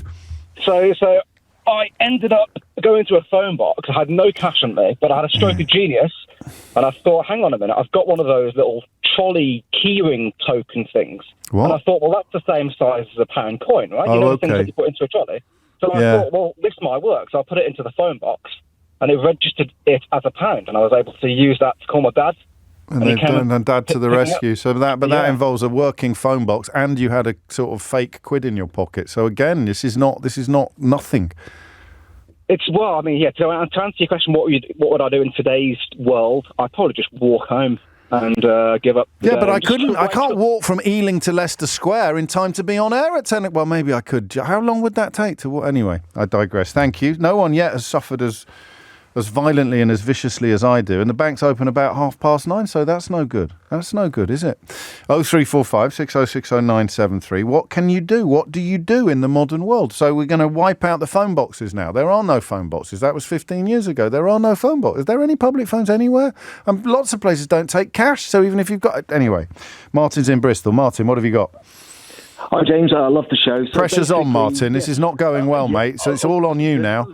Okay, well, leave it with me, no worries. So what it was, I was having a bit of a change of career. I live in Bristol, and I decided to do a painting and decorating course in Dartford, which is miles away. So Monday morning, it was about 8 o'clock. I was ready to provide the first day of my course, and I left my digs, and I threw my bag, my digs keys, my wallet, and my phone, and my car key into my car, which somehow managed to lock itself. Right, so you've got nothing. You could have broken the window, though. Well, see, this is how my brain works. I'm always finding solutions straight away. That was the first thing I was going to do, obviously. I mean, there was no one in the street. It was raining, and I was actually looking around people's gardens, trying to find like a rock or a garden gnome or whatever to smash the window with. That would have been a better story, no offence. But if you'd smashed the window with a garden gnome, you'd have gone straight to the top of the class. Oh, so what happened? So what happened, mercifully, there was a lady on her mobile phone in the car on the drive that I noticed. So I went up to her and said, look, I'm really sorry, but I've locked myself out of my car. I couldn't remember my wife's telephone number, but I could remember the landline. Mercifully, she was in. I've got AA cover with Lloyds How many Bank. people remember their landline number, though? Well, I can't people don't have one anymore, because it's all about the internet, isn't it? I haven't had a landline. This is it. Yeah, so happenstance, I had a landline. I remember the number. My wife was in, so she was able to put me in touch with Lloyds Bank. I explained the situation. I had AA cover, so... Again, I don't think anyone really appreciates the depth of the hole I was in. All of you people had sort of, you're in very minor indentations. I was in a deep, deep hole. So you knew your landline number. I suppose going up to a stranger and asking to use their phone, that's the thing. But even then, what are you going to do? Come back. Well done, though. Not everyone's taking this seriously. Niall says you could have sold your body. Mate, I've got 30p already. What's the and Jason says you could have hitchhiked. Apparently it's a 2-hour walk from where I was to where I needed to be. So if I'd set out immediately, I could have got here with minutes to spare.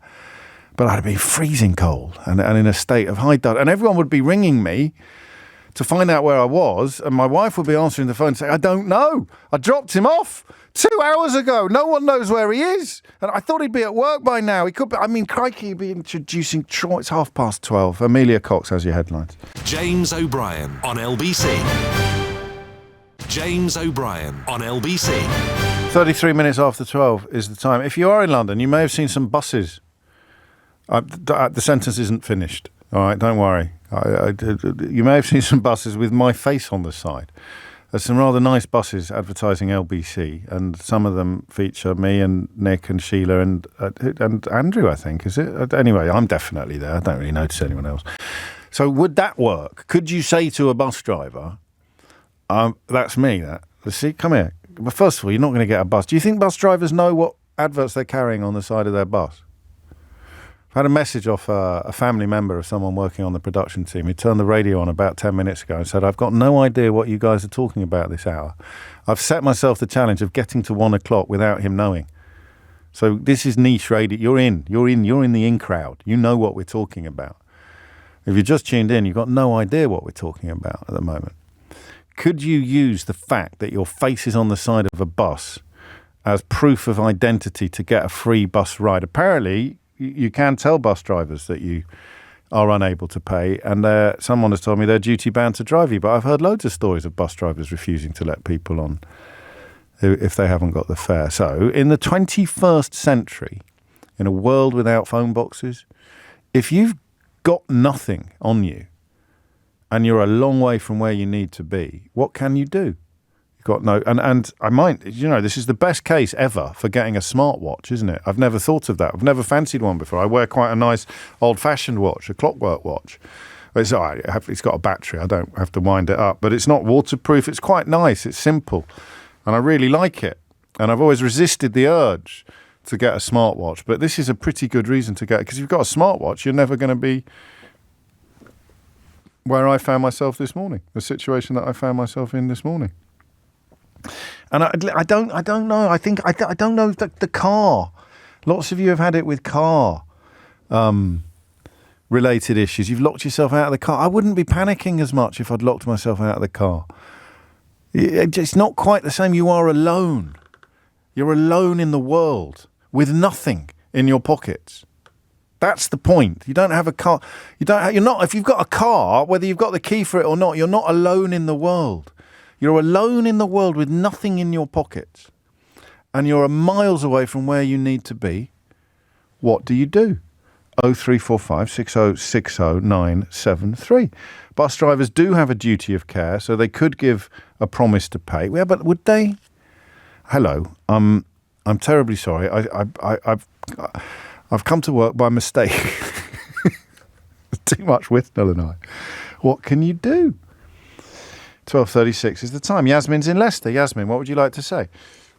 Oh, hi. Yeah, I found myself in Leicester city centre with nothing. Why? How? What happened? Well, you know how you change your trousers and your wallet was in the wrong one? Women change handbags. Oh, yeah, fair enough. Okay. I changed a handbag and got dropped off at the city centre, thinking everything's fine. Realised that I got nothing in it. Did you have a deadline? Did you have to be somewhere by a certain time? I didn't have to be somewhere. No, you see, no one has suffered like I suffered, Yasmin. No, dramatic's the word. Traumatic, actually. It's being stranded with no phone, no money, no card, no nothing. Go on then. And I have not used a phone box in donkey's years, but Leicester City Centre has been recently regenerated. The High Street had got a modern phone box on it. So I thought back in the old days you could reverse charges. Well, how long ago is this? When did this happen to you? This happened last year. And you rang the operator and said, can I have a reverse charge? No. I went to the phone box thinking, like the old days, I'd do reverse charges, ring my husband, ask him to pick me up, and went to the phone box. It had instructions, lift the handset, dial, blah, blah, blah, which I did. And I got a phone call for free. I was able to ring my husband, tell him what had happened, and where I was so he could come pick me up. Did you get a phone call for free? For free. Why did you get a phone call for free? Leicester City Centre. I've no idea. These newfangled phone boxes. I don't know if London has them. I don't know if it's a Leicester City. If we don't, I will be holding Sadiq Khan's feet to the fire next time he's in the studio. What the hell has Leicester got? So you just pick up a phone and you get one free phone call? Yeah, I got a free phone call. Okay. I was able to ring home. Again, landline. I didn't remember my husband's mobile number, but I have a home phone. I have a landline purely because my mum couldn't remember any numbers. Fair enough. And found it difficult to ring mobile numbers. So she rang landline to landline when she was like, God so it's not, I'm beginning to, no, I get it. So well done. But nobody else has a landline. No, I know. My children don't have a landline. So if you didn't have who would you have rung? And you're lucky someone picked up, really. But very lucky. So very lucky we still have a landline. And I've resisted the temptation to get rid of the landline. But a lot of my friends and all my family, they got rid of their landlines. What would I have done? I would have had to either ask someone to use their mobile phone and try and get my wife to come back, or I'd have had to convince someone to let me travel for free. That's not necessarily celebrity hunted territory. Andrew's been in touch. He says, did you consider parkour? You know what parkour is? That's that cool kind of urban sport where you jump off bus shelters and swing off lampposts, free running, I think you might know it as. I've been doing that all weekend, Andrew. My knees are shot to pieces. I don't know if I could have launched another round of parkour on the occasion. 12:39 is the time. John points out that I would surely be carrying one of my signed books with me, and I could perhaps have sold that. Mate, no one wants a signed one anymore. It's the unsigned ones. I've told you before, the unsigned ones are going for absolute king's ransoms at the moment. But no, I didn't have that. And I'm not being melodramatic, Ewan, in rural Scotland. Well, I take your point if you are in rural Scotland. But it's interesting that you cannot conceive of this if you're my age, because when you were young there would always be means and ways. Anyway, I don't know why so many people are ringing me. The quality of calls so far has been very mediocre, but we shall press on, more in hope than expectation. Fanny's in Cheltenham. Fanny, what would you like to say? I was going to say, well, I've got a story to tell you, but I was going to say, I suppose we should recognise just for one small moment that there are some people in London especially who live every day like that, but not to put a downer on things. Well, no, they don't live every day like that. I mean, I respect your kind of social conscience, but they don't accidentally end up in the middle of nowhere with nothing in their pockets. They might be on their uppers, and we on this programme are very careful and responsible to acknowledge that plight and that existence, but they would not find themselves a 3-hour walk from where they needed to be with nothing in their pockets. No. Yeah. So, well, I was in Townsville in Australia. Yeah. And it was quite a few years ago. It was before we had mobile phones. And I was going on a trip there for a week to have some fun and some beers. I was on my year travelling. Very nice. And I took $20 out of the ATM before, because you didn't do credit cards, you just had cash, before getting onto the ferry. Got on the ferry, got to the other end, and I realised I'd left my card in the machine. Oh. So that's all I had for a week. $20. And I was on my own. Right. I didn't know anybody. I was on the other side of the world. So I thought... you could have had money wired to you, could you? No. No. I mean, I'm only there... I was there for like 5 days. Wired to where? Back in there. I don't even think there was a bank on Magnetic Island. No, OK. This is good. Carry on. So I thought I'm going to have to get some money somehow. So I was in a bar, and there were a group of rowdy... I do believe they were mainly German men, tourists. Yes. Who were behaving... They were rowdy. Rowdy. And some of them were burping and doing all this kind of thing. So because I have a particular talent in that area, I challenged them to a burping competition. Right. And we started having this competition, and of course I knew I was going to win. I can't ask you to. It's already gone downhill, this phone-in show. I can't ask you to demonstrate your burp. I'd like to, but I feel I'm probably going to get in trouble. No, I'm not going to do that. It's many years ago. You've put those childish things behind you, Fanny. I want to hold on to my dignity as much as possible. Okay, how much did you make? I made over $200. But I mean, surely once you've burped once, you're a ringer, and they know what's happening, or was it all on the table in one go? I didn't do it all on the same night. Oh, I see. You came back. I came back for more. And that saw you over the week. That's strong. And that got you back to the mainland. And then what else was I supposed to do? I don't know. I couldn't do that. I mean, this is supposed to be things that I could have done. I can hardly find a group of rowdy Germans and challenge them to a burping competition, which I wouldn't win anyway. You might have some other secret talent that you're not quite aware of. I've got 3 nipples. I suppose I could have a bet on... There you are. I could say, 10 quid says I've got more nipples than you. There you are. Could backfire, of course. It could. You could do a pin the tail on the nipple or something. It wouldn't work, though. You just don't know until you try. I don't know that. Yeah, thank you, and well done. If you get back in training, Fanny, you never know. You could still scale some dizzy heights. Esther in Bournemouth makes an excellent point. She says, I can't get rid of my landline, James, because then I'd never be able to find my mobile phone, because I use the landline to ring it whenever I've lost my mobile phone in the house. And I can't use a watch unless it's near my phone. Can I? Well, can I or not? Well, which one does? Which one? If I've got an Apple phone, does that need the phone to be an Apple Watch? Does that need to be near the phone to work? Yeah, so I've given out false information then. So if I had a smartwatch, it would not be saving me from the fact that I'd left my phone at home, would I? I'd just be adding to my frustration and trauma, because I'd be thinking, can't pay for my ticket with a watch.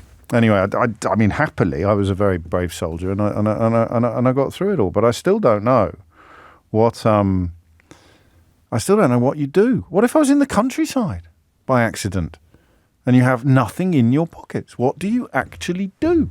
It's 12:45. James O'Brien on LBC. James O'Brien on LBC. It is 12:48. You are listening to James O'Brien on LBC. I think, going back to that post office conversation that we had in the first hour, I think Ed Davies probably got bigger problems from the current crop of prominent politicians than anybody else. And the Tories obviously have had 14 years to fix some of these problems. Nigel Farage inevitably is trying to bring Keir Starmer into it by pointing out that Keir Starmer was director of public prosecutions for some of the relevant period, which rather demonstrates the fact that he is neither across the story nor even has watched the actual programme. Because one thing you learn from that drama is that the Post Office prosecute their own cases. The CPS had absolutely no say whatsoever over the prosecution of sub-postmasters. But possibly I'm doing Farage a disservice. Maybe he's not being ignorant. Maybe he does know and just doesn't care. But Ed Davies got a problem here, I think, indeed sort of other Liberal Democrats as well, who continued really to just parrot the post office line. So that's not going anywhere.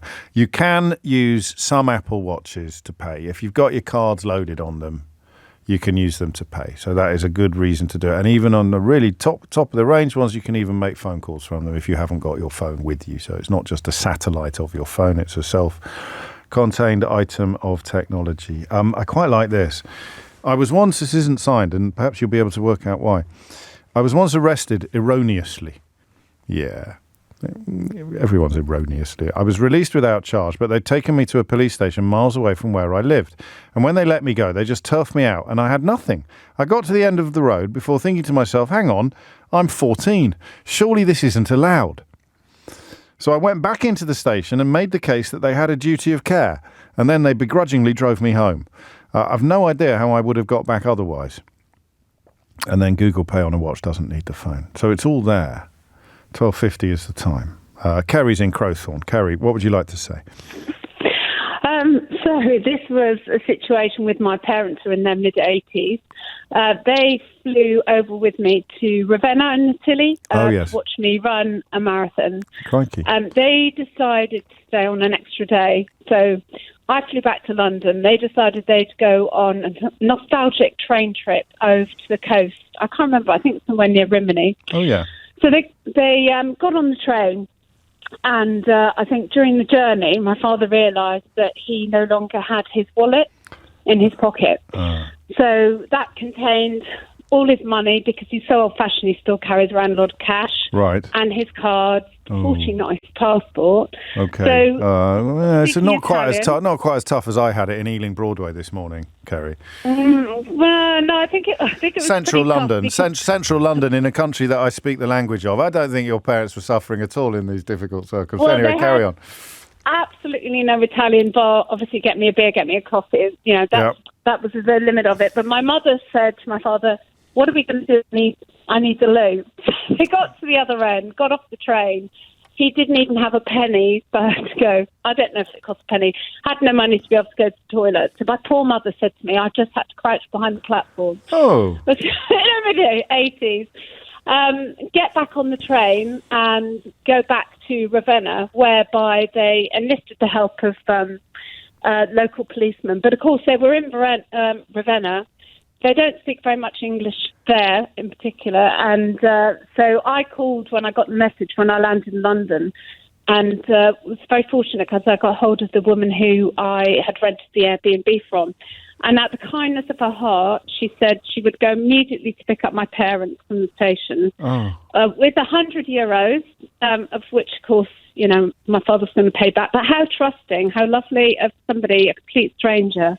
So rescued them, picked them up, and took them back to their Airbnb. And without that, and also without you, you know, it's sort without me. What would they have? What would have happened if they'd had no? I mean, they'd have had to. I'm surprised it doesn't happen more often. My friend's dad, who's a similar age to your parents, went for a jog in Barcelona. He's very fit. You'd like him. You could run marathons together. Yeah. And he got lost. And he didn't speak any Spanish. And he was missing for hours. They were really worried. They called the police and everything. And then he just sort of turned up again. He came around the corner and recognised the bit of street. He's quite ditzy, if that's a correct word to use. He just got lost for hours. Everyone was panicking except him. I'm surprised it doesn't happen more often.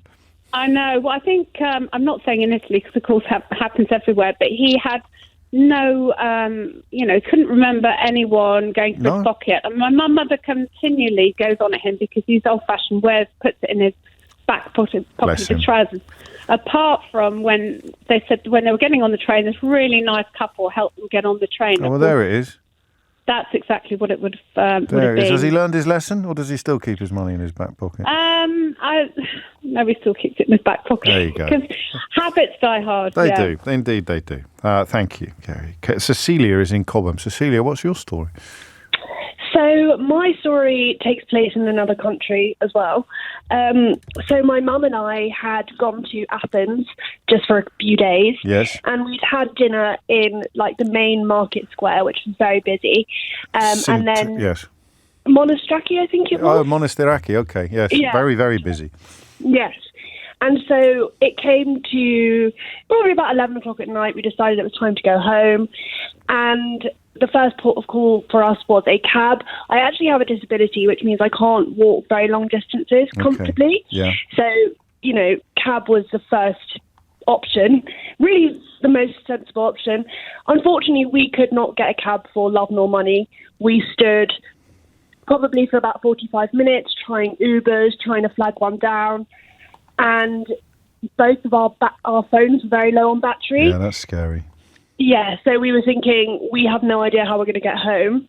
Eventually, we were looking on maps, looking at where our apartment was, and we thought that maybe if we took it slowly, we could walk. So we decided that we didn't really have any other option than to walk, obviously with my mum's support, and going very slowly. It was sort of a last-ditch resort. Oh. Yeah, so we're walking and we're walking and we're walking, and I'm sure you've been to Athens before. How I describe it to other people is that it's a very beautiful city, but it's got pockets of areas that are not so nice. Yeah, like everywhere, really. Like everywhere, exactly. And so I had probably about 10% on my phone left. I had the apartment in my maps, and we were walking, and it was sort of getting quieter and quieter as we went away from the very busy public areas. And we just kept walking, and eventually we were like, this doesn't seem right. It seems like we've gone too far, we're walking too far. I will mention as well, I had awful blisters on my feet. We're going to run out of time, Cecilia. We're going to have to hurry. Anyway, so eventually we were completely lost. My phone then died. We were both panicked in the middle of nowhere, didn't speak the language. It was nighttime. We ran into a cafe that had some old locals there, and we managed to get into the cafe, and we said we don't know what we're doing. He couldn't understand us because we don't speak Greek very well. Luckily, because my father is Greek, I knew one word, which is afterginidu, which is car. So we managed to communicate to him that we needed a car, we needed a cab. And thankfully, one of his friends that was sat in the shop with him was actually a taxi driver. And he drove you back to the apartment? Yeah. Probably the most relieved you've felt in a very, very long time. Absolutely. Yes. Oh, I know how you felt. Thank you, Cecilia. Coming up to 12:57, this one caught my eye. Because this sounds, I don't know if you've watched The Tourist. Don't spoil it for me. I watched the first series. I haven't watched the second series yet because I'm watching the new Harlan Coben thing with Michelle Keegan. Have you watched that yet on Netflix? Flipping heck, it's good. Are you watching that? Oh, I binged it all. If you've done, Fogarty's inhaled the whole thing already. But this one made me think of that. So, 1993, I was 20 years old, backpacking around Australia, James. I answered an advert to help build a fence on a farm. I was instructed to tell the coach driver to let me off at a crossroads by a creek. Then to walk a mile down to the entrance where there was a walkie-talkie to call the farm to be picked up. The bus was delayed and I ended up being dropped off at night. I got off the bus, walked around to the back to get my bag, but the bus drove off. I shouted and waved, but he disappeared with my backpack. Then I realised my wallet, passport and instructions to find the farm were in the pocket of my backpack. My heart sank as the reality of the situation sank in. After the first minute, I screamed and shouted, and then I cried. Finally, I realised that I had to do something. Now, this is what I was like in Ealing Broadway this morning. Finally, somebody has got an experience that stands comparison with my nightmare, my Monday morning nightmare. I remembered the message about walking down the... Except you've got an escape route. I had no escape route. I was just stranded in the middle of one of the biggest cities in the world, where the lingua franca is a language I speak quite well. I remember the message about walking down the road to the farm, so I had two options. Luckily, I picked the right road. I found the farm entrance, but the walkie-talkie was flat. I remembered that on my Game Boy, when the battery was flat, if you rubbed them together with vigour for a few seconds, you got a few more minutes game time. So I did this with the walkie-talkie batteries, got about 20 seconds, managed to contact the farmer. They came to pick me up. And because my mother had always taught me to put the address I was travelling to on my luggage, along with a phone number, I got my bag back a week later. And that is a really good story, actually. That almost has the beginnings of a box set on it, doesn't it? Almost has the beginnings of a drama series. Is it as good as it looks? So I'm four. Oh, have you not even started yet? I'm four. What are you talking about? The Harlan Coben one, or Fool Me Once? Yeah. Unbelievable. She's great, isn't she? She is good, and they're all good in it. No spoil. No, I won't give you any spoilers. casting. Harlan comes in whenever he's in town. It's a pal of mine. That's not a name drop. I'll introduce you next time. But the casting on all of the shows that they've done for Netflix has been phenomenal. Yeah, it stands out. And I'm not going to, obviously I won't spoil it, but it's almost... You can't spoil it because there are so... I've never watched anything with so many twists and turns. King of the twist. King of the twist and turn. King of the twist. And the new book, it's got Myron Bolitar and Wynn in it again as well, who are his best ever creations. I haven't read his books. I must. I'd lend you the lot. Sheila's up next. If you missed any of today's show, you can listen. She's doing an hour on her favourite television drama serials. You can listen back to the whole show on Global Player, where you can also pause and rewind live radio. Loads of podcasts there, all LBC shows to catch up on. Pause and rewind live radio on Global Player, where you're always in control. Download it for free from your app store or head to globalplayer.com. Tomorrow at 10, I'll be telling you how I got home today. That's another hour, I reckon, don't you? Tom Swarbrick with you at 4, but now on LBC, it's time for Sheila Fogarty. I watched it till 2 a.m. Sunday morning. Is that good? How ridiculous is that? Good? Yeah. Is that good? Every episode, I just had to keep going. James O'Brien on LBC.